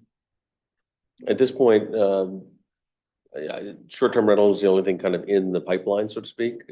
Business license is still a conversation point. We're not prepared to advance that. We did increase all of our fees a Yeah. couple weeks ago for 311. Much to the chagrin of a number of folks, one of whom I'm meeting with tomorrow, that Yeah. was surprised with the fee increase. I want to give you the position, but I want to also support Tom and Liam's assessment that this year we just had to make some choices, and I put my chips in with public safety this year in the process. And so I hope you come back next year and ask again, or as some of these things that are like floating become more real, you know, it does feel like you need 3 full-time FTE, even if they don't go forward. So my hope is, you know, next year, now that we're aware of it, I would like to see it come back next year.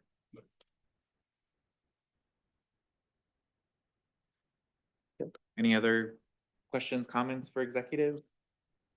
No, I think that we should do the clerk. If we're gonna do the short-term rentals, we're gonna move it forward, and we already have a planning department that's like, maybe we can do it. And Steve's like, I'm not sure if we can do it. Yeah. So, I mean, I guess that would be mine. I don't know where we are with trying to make all the numbers work. I don't Yeah. care. I don't know where we are for short-term rentals either. That's where I don't wanna, Coming in July, I'm sorry. Short-term rentals, ordinance, I July, August. looked at Here. Karen. That's the plan. Okay. The plan is to do that and move it forward. I'm semi-confident. I mean, every town around us has one. They've been able to implement one. It's not like we're recreating the wheel, but, so I would like to get it before council. I wouldn't hazard a guess what happens when it goes to council. Correct. Just, yeah, that's where I'm like, I don't. Well, and I think if I you don't- watch the long-range planning, I think Yeah. you would see, though, this is more a safety issue. This isn't Yeah. about like, Yep. let's, Yep. so I think that's why Yeah. I do feel like we would be able to bring council along with that, was because And- really that's a concern that we have at this point. yeah, I mean, just following that adoption process, it would be in front of council presumably by late summer, early fall. I would expect, first of the year would be a logical kind of jumping off point with notice and education, if you will. So it could very well be a demand placed on the department sometime in this fiscal year, probably the second half is my best guess. Mhm. And the cost associated with this position is obviously the extra 10 hours, but the benefit component is the largest component of that piece. Mm. Mhm. Great. All right, thank you, guys.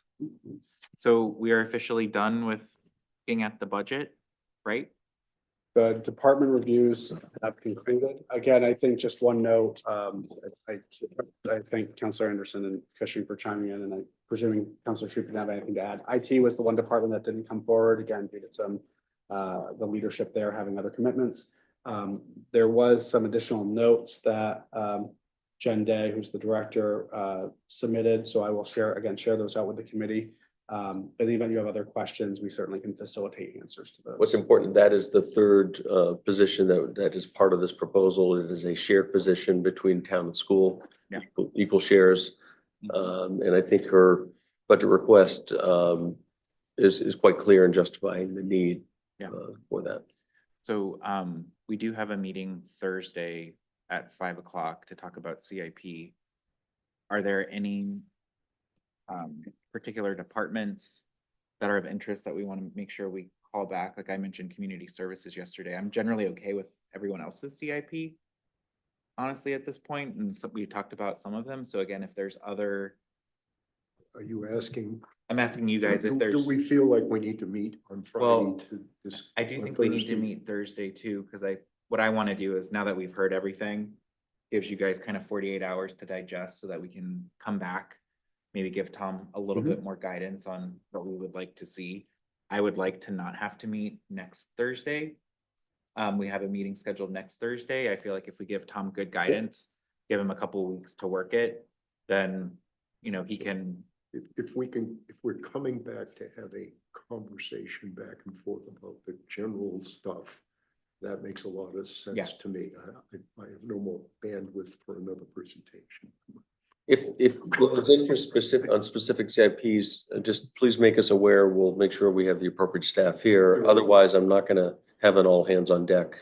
yeah, that's what I'm trying to avoid. I'm trying to give you guidance if there are any CIPs that are of interest to dig in. And I don't want to bring Angela back, but I mean, I guess I do have more questions about the East Grand, Okay. and so Yeah, that's I okay. don't. That's So I think Yeah, that no, would no. be probably the only other one with some of the. They all have it on their calendars, so I Yeah. think I'll certainly make that mention. There was some conversation around the trail and sidewalk plan. I don't know if that's something you want to revisit. I don't know if we need Angela here I think she talked about it today, but I think, Autumn. oh, sorry, I keep calling I her know. Angela. You do it all the time too, right? It's not just me? Okay, good.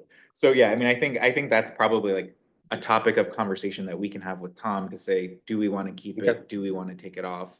I got the sense that that's a topic of potential discussion, but that's where we can give you guidance to say, here's what we're thinking, and then you can have a couple weeks to work Sure. it, bring it back to our May 1st meeting with your recommendation, and then we can tweak it from there. And What we will have for Thursday then is, I'll call it a scorecard, which Yeah. is, we've just been keeping track. If you'll grant me the liberty of considering, certainly the essence of what you're doing here in terms of the public safety investments. I think we alluded to the fact that there's some fine tuning that I think needs and should be done in terms of when we expect we to actually hire them. So if you'll allow us to do a bit more work in that regard, that scorecard will reflect what is our best recommendation to advance those positions logically. Yep. Okay. Makes sense. And I think, having been probably the skunk at this garden party, I want to emphasize and restate that to the person, every single person who has come before us and presented has demonstrated the highest level of professionalism. Credit to all of you, well prepared. That when I think back to early in my career, this would have scared the S out of me. I don't know if you're all immune to that, but those of us who have a little gray hair, this can remember those days and remember that this can be a very intimidating process, particularly when you have to go against an ugly old guy sporting a new goatee and a mad face. So thank you for all of your but what I recommended. Thank you. Yeah. All right. Thanks, guys. Appreciate it. Great, thanks so much. We're done early.